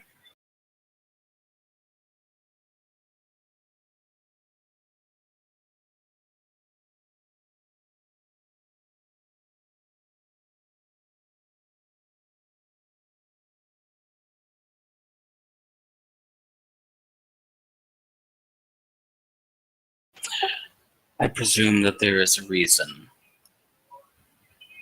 for all the suffering, that there is a greater plan that neither you or I can possibly fathom.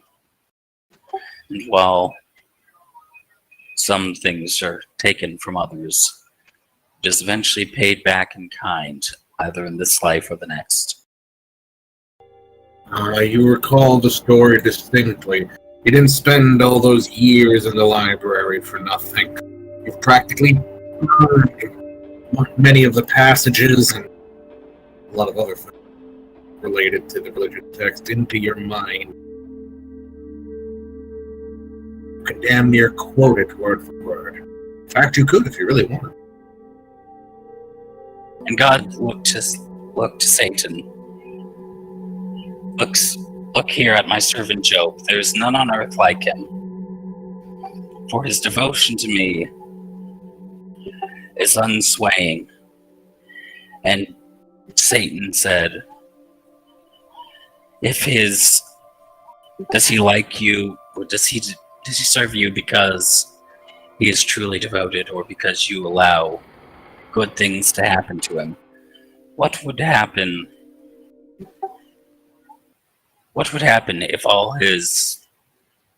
if everything he owned turned to crap? He would curse your name and then die. Out of character. Rough translation. Anyways. So God allowed Satan to test Job.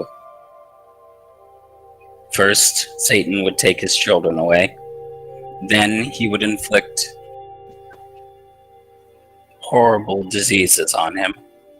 And then finally his wife would leave him. And Job held firm in his love for God, even when his wife told him to curse God, for he has forsaken him. And when finally Satan relented, God repaid Job's kindness tenfold, or repaid his devotion tenfold.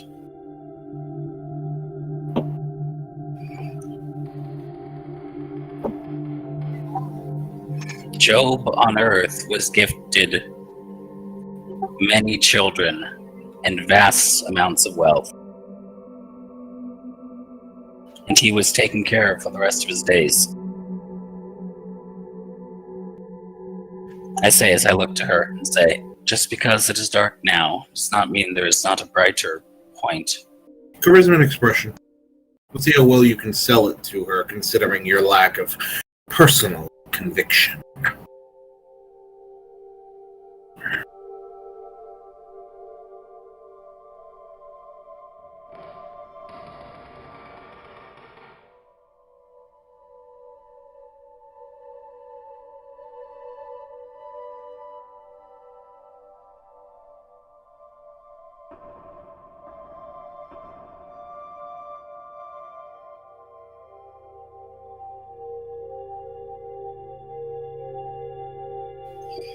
Can I use a reroll on that one? If you like. I have to spend a willpower, right? Mm-hmm. Inclining forward, she rests her hands on her face. I don't know what to do anymore, Father. It is not Satan who punishes me. It is not God who tests me. And yet I find that I live with a man who is a Satan. I know it says in Romans to not seek revenge yourselves, for vengeance belongs to the Lord. But what do I do when this man takes everything from me?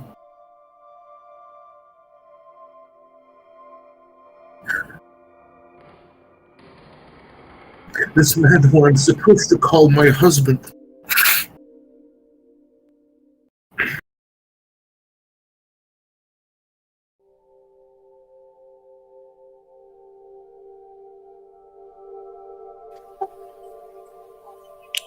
I will put my hand on her back in a comforting manner and give her a pat and say, out of character.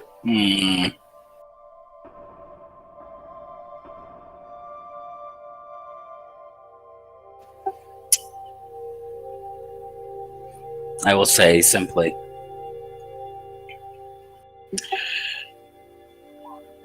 we're sometimes not always blessed with having the right spouse. Even in the Bible, it says that it is okay for a woman or man, should their partner be abusive, to walk away from a rough relationship and seek safety with family or friends until such a point where reconciliation can be made. She clutches to your shoulder suddenly, her nails biting through the fabric. I have no family. None. And I begin to suspect he had a hand in that too. I am beside myself with what to do anymore.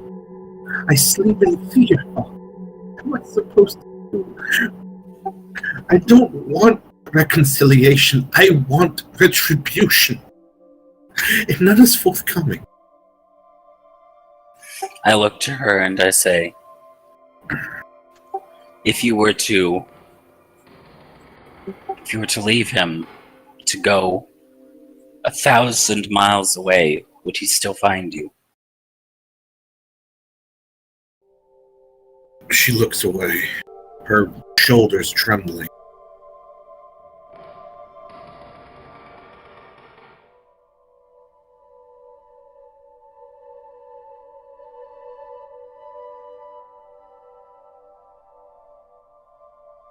I look to her and say, if he has cheated on you, and you have not forgiven him, you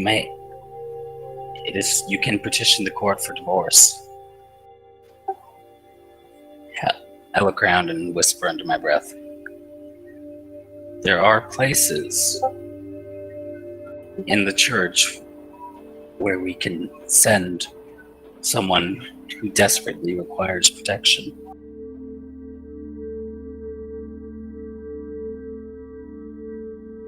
Glancing up at you, she licks her lips, considering. Her head tilted to the side. She averts her gaze before asking.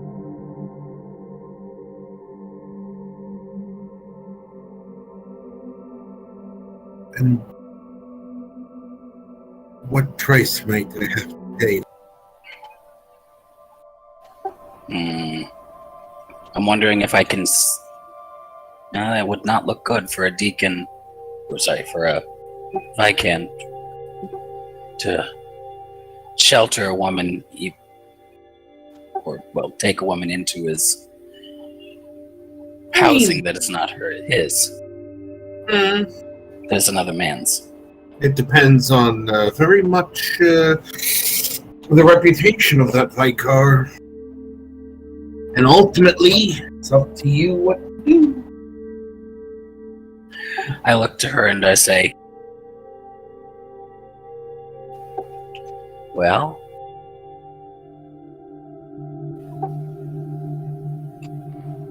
there are two options, I say as I put my hand on her shoulder and continue to speak.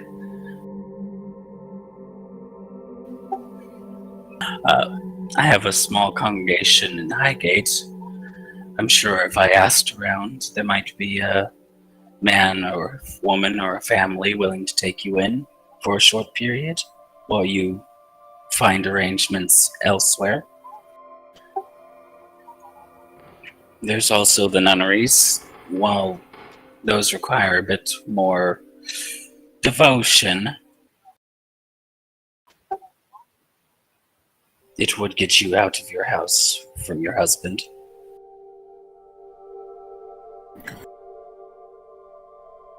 She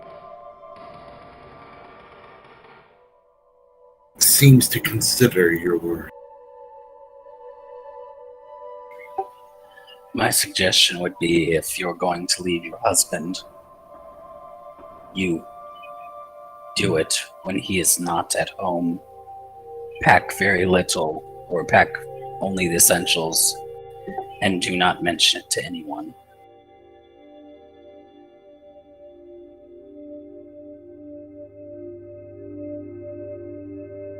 That would be no easy thing, like Father. The house servants. I'd make a mental note to ask her more about her husband. You're getting the impression he is a wealthy man. I'll look to her and say, Either option is viable.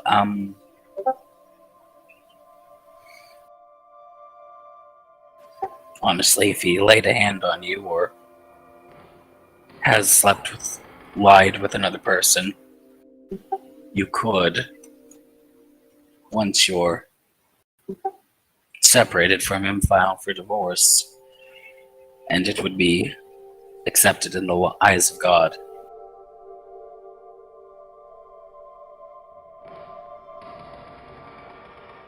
Then men are more cruel than God. I would be a woman disowned. Even with reason, how would society look upon a woman who abandons her husband? I look to her and I say,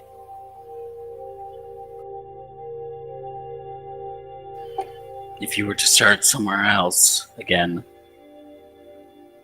who would know?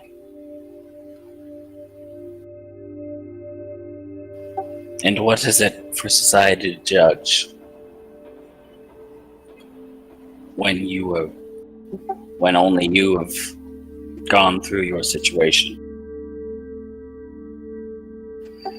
What happens next, or the only person able to judge us, is the divine.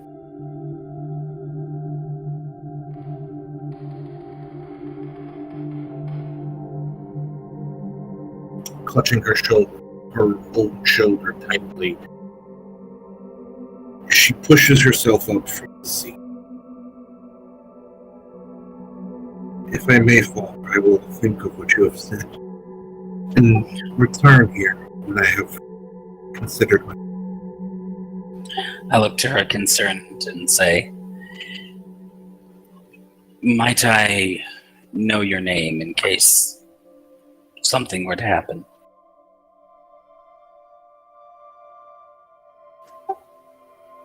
Nina Chambers. Well, Nina, I am Father O'Connell, and I will return here in exactly 7 days. This spot, and I will sit here for exactly 4 hours from now.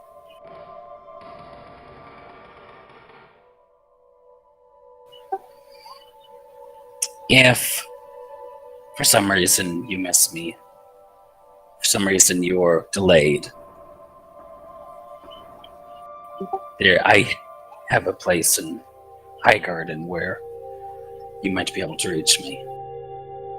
Just look for the church. She inclines her head softly, and then leaning in very closely, she gives a very soft kiss on your cheek before excusing herself.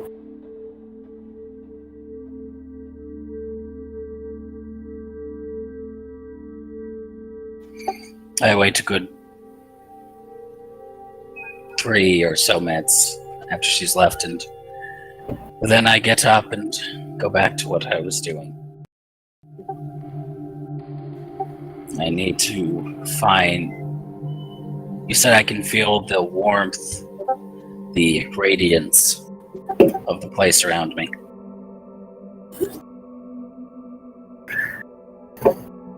Well, that's just Westminster in general. Whether that is the aura of faith described by your thaumator is impossible to say, really. But being of the occult, could I wager that's probably what it is? Or give me a intelligence and occult. Which, by the way, where is it that Thomas is heading within the Abbey? Well, I think the first thing I should do is go to the library and see if I can research anything about wards. You can tell, now that you are thinking more clearly of it, as you walk the halls of the Westminster, especially as you near any of the iconography or certain person present. that you do feel a sense of shame that is not natural. Something about this place is bringing those uncomfortable thoughts, those memories of shame to your mind.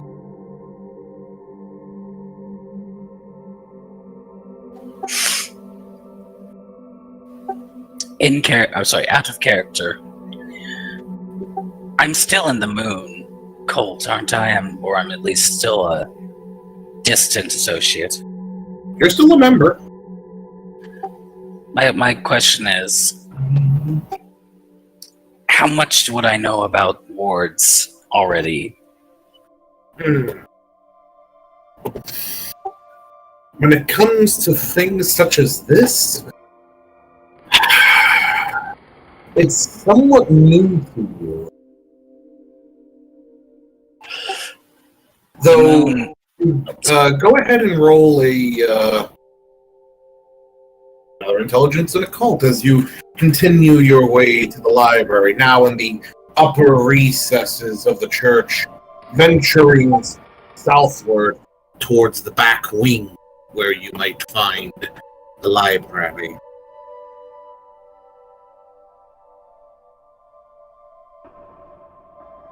As your footsteps echo around you and you move, you can't think of anything remotely similar. The closest thing you can conjure is how it's simpler for you to call upon a spirit in a place where the gauntlet is thinner. Hence why the Highgate Cemetery is so easy a place for you to draw forth a spirit.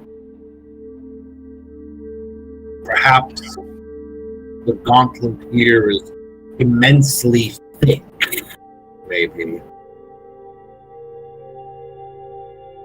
It is spiritual energy of some fashion, but that's the most you can think of.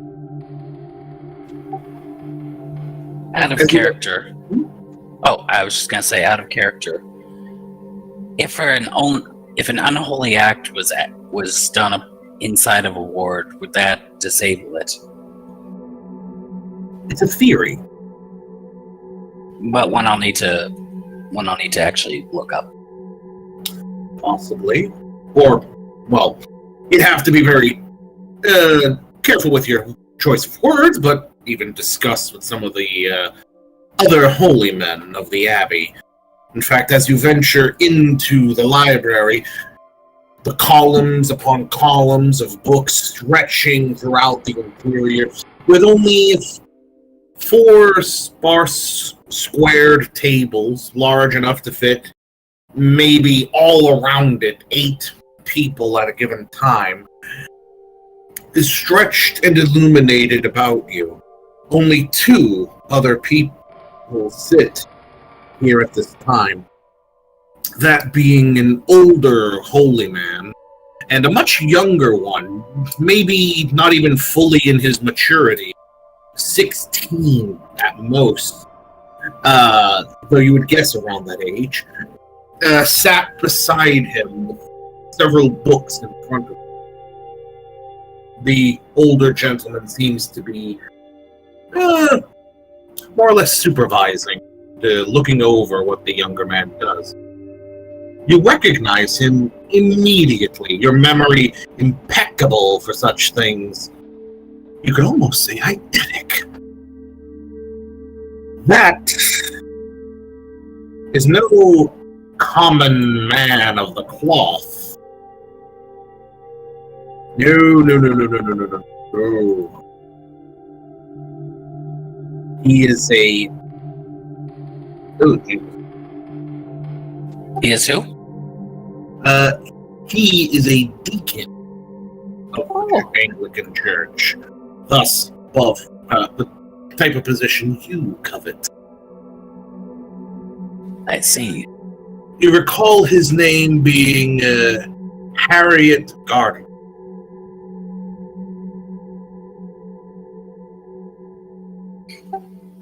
What is the reputation of Mr. Gardner? a very devout and studious gentleman with no real political aspirations, at least within the hierarchy of the church. Though he is quite the font of information, a pedagogical man, really. Though the biggest issue when addressing him is then getting him to not talk anymore.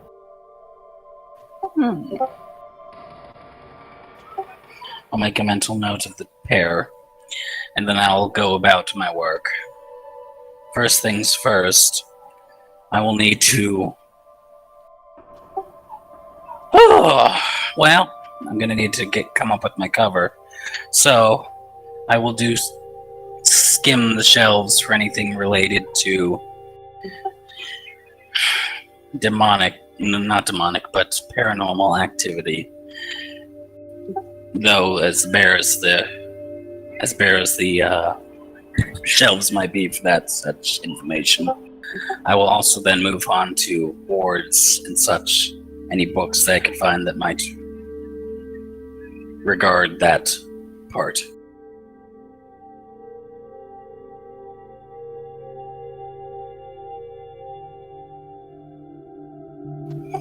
And then I'll finish it off with any census data. So any birth and death records that the church might keep here regarding to Highgate.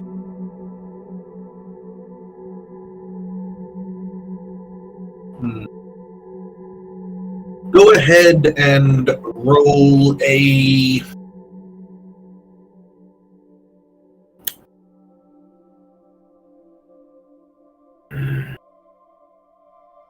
perception and occult.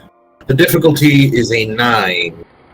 And this is what we call in the world of darkness an extended roll. Okay, and what do I need to roll?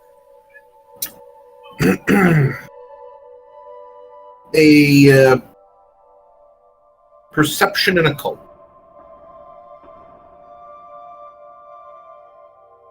Or rather, an intelligence and enigma. Common sense. Something that might help would be records related to possession, exorcism, or even documentation of certain unwelcomed influences, such as the rising sun, the golden dawn, and so forth. Okay, I will also add those to the list of things to skim over. Thus, within the first 20 minutes, as you splay out your copious volumes of books about you at one of the tables, and begin your research, you read through accounting after accounting to the very dry reads of clergymen past. Frankly, it's hard to keep your focus. You feel like you're going to fall asleep reading this crap. Half of it you already know. You move on. Would you like to roll again? Yes. Out of character, still.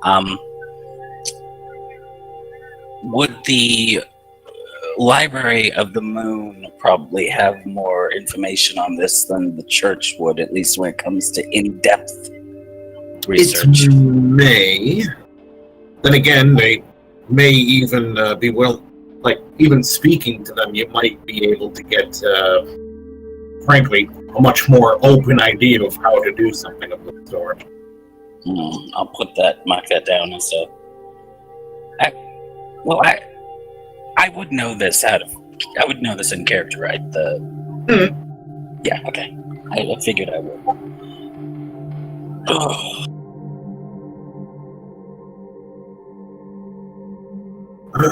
In one of the tomes, as you pour through them, you do come across a strange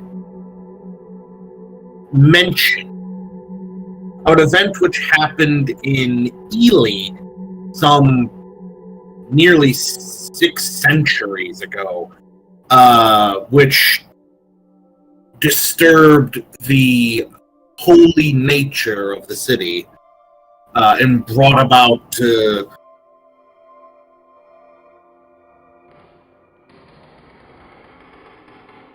agents of the church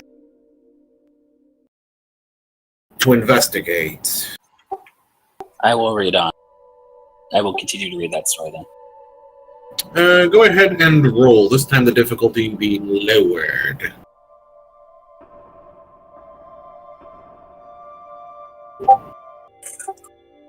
That's good to hear. As you read onward, what is described is of a desecrated church just off of the Great River Ouse near Ely, wherein it is only described as desecrated in such a fashion where such horrible practice took place that only the devil's influence ruled over.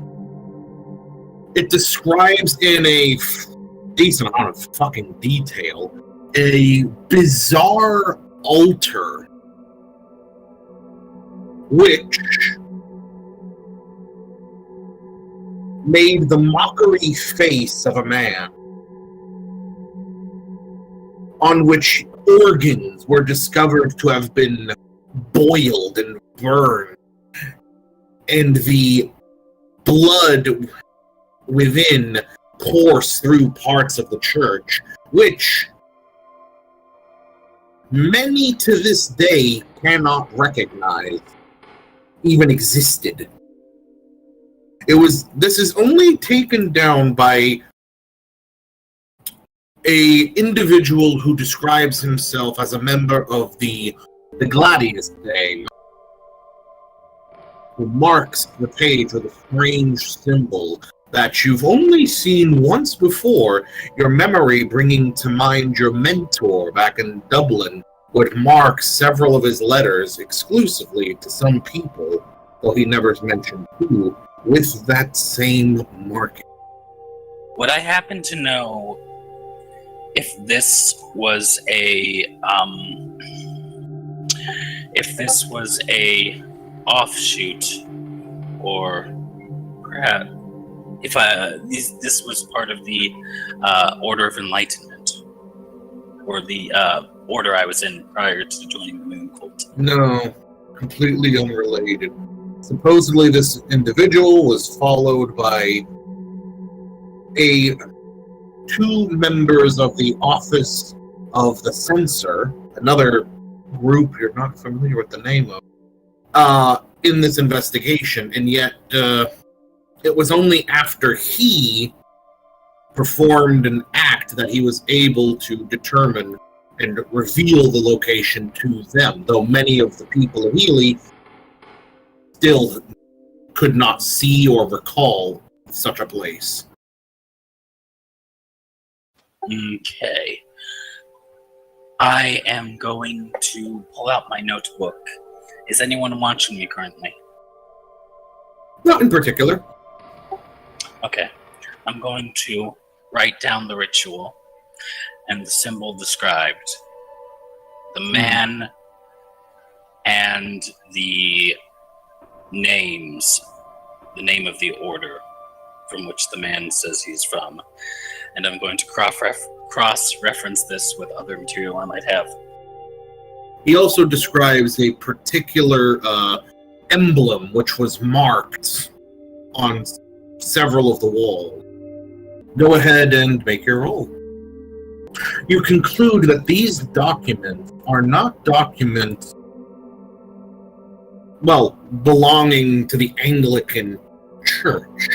These are documents recovered from the Cathedral of Ely that were still in fairly decent condition when they were left. These are Catholic documents. what makes that more interesting is it's described in the collection of documents that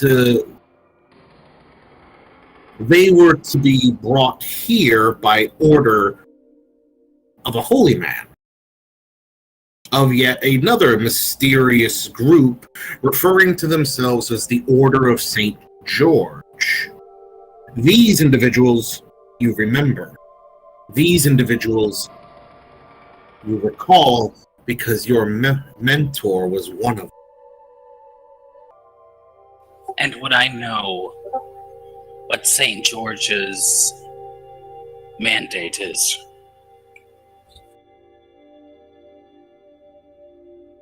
What St. George's mandate is, my man, you're a man of the church. Fair. You know who St. George is and his mandates.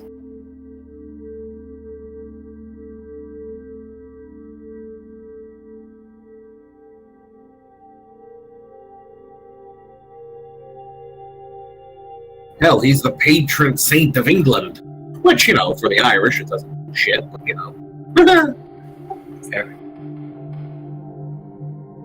He was also a saint highly popularized during the Crusades and the 100 Years' War.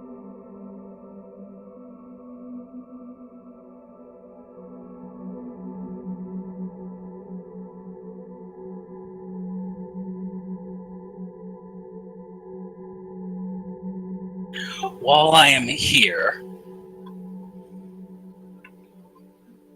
I'm going to do some cross-referencing material on that symbol. Go ahead and make another roll.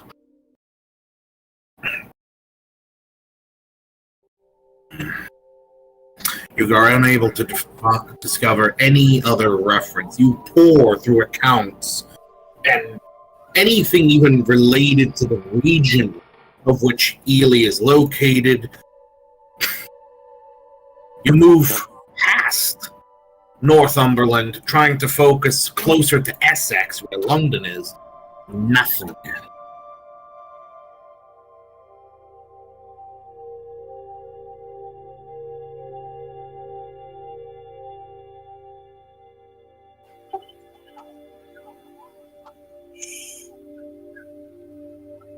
I have roughly been there for, what would you say, 2 hours? 6? Little over, getting close to 2 hours, yeah. Okay. I would sit there and yawn and think, while I'm here, I'm going to see if there's anything, speaking of the blood-sucking variety.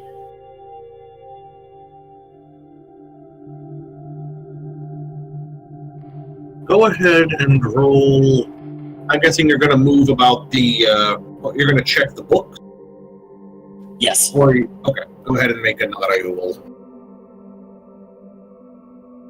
Same as before? Mm-hmm.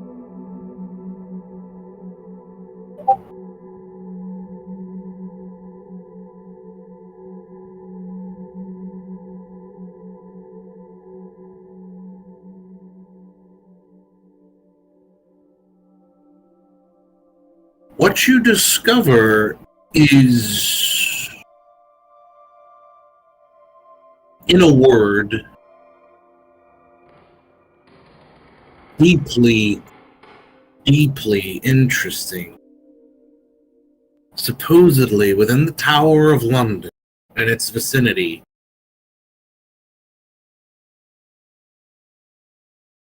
there is a legend related to one you are aware of. One that goes back a long time into Irish mythology, even, which only further is to surprise. For one, there is mentions of a Morlock society, one which dwells beneath streets, one which kidnaps people in the night, turning them into wretched monsters with a hunger for blood, as described in, yes, religious speak, blah, blah, blah, blah, blah. They seek the precursor, and there is a mention of something referred to as Gehenna.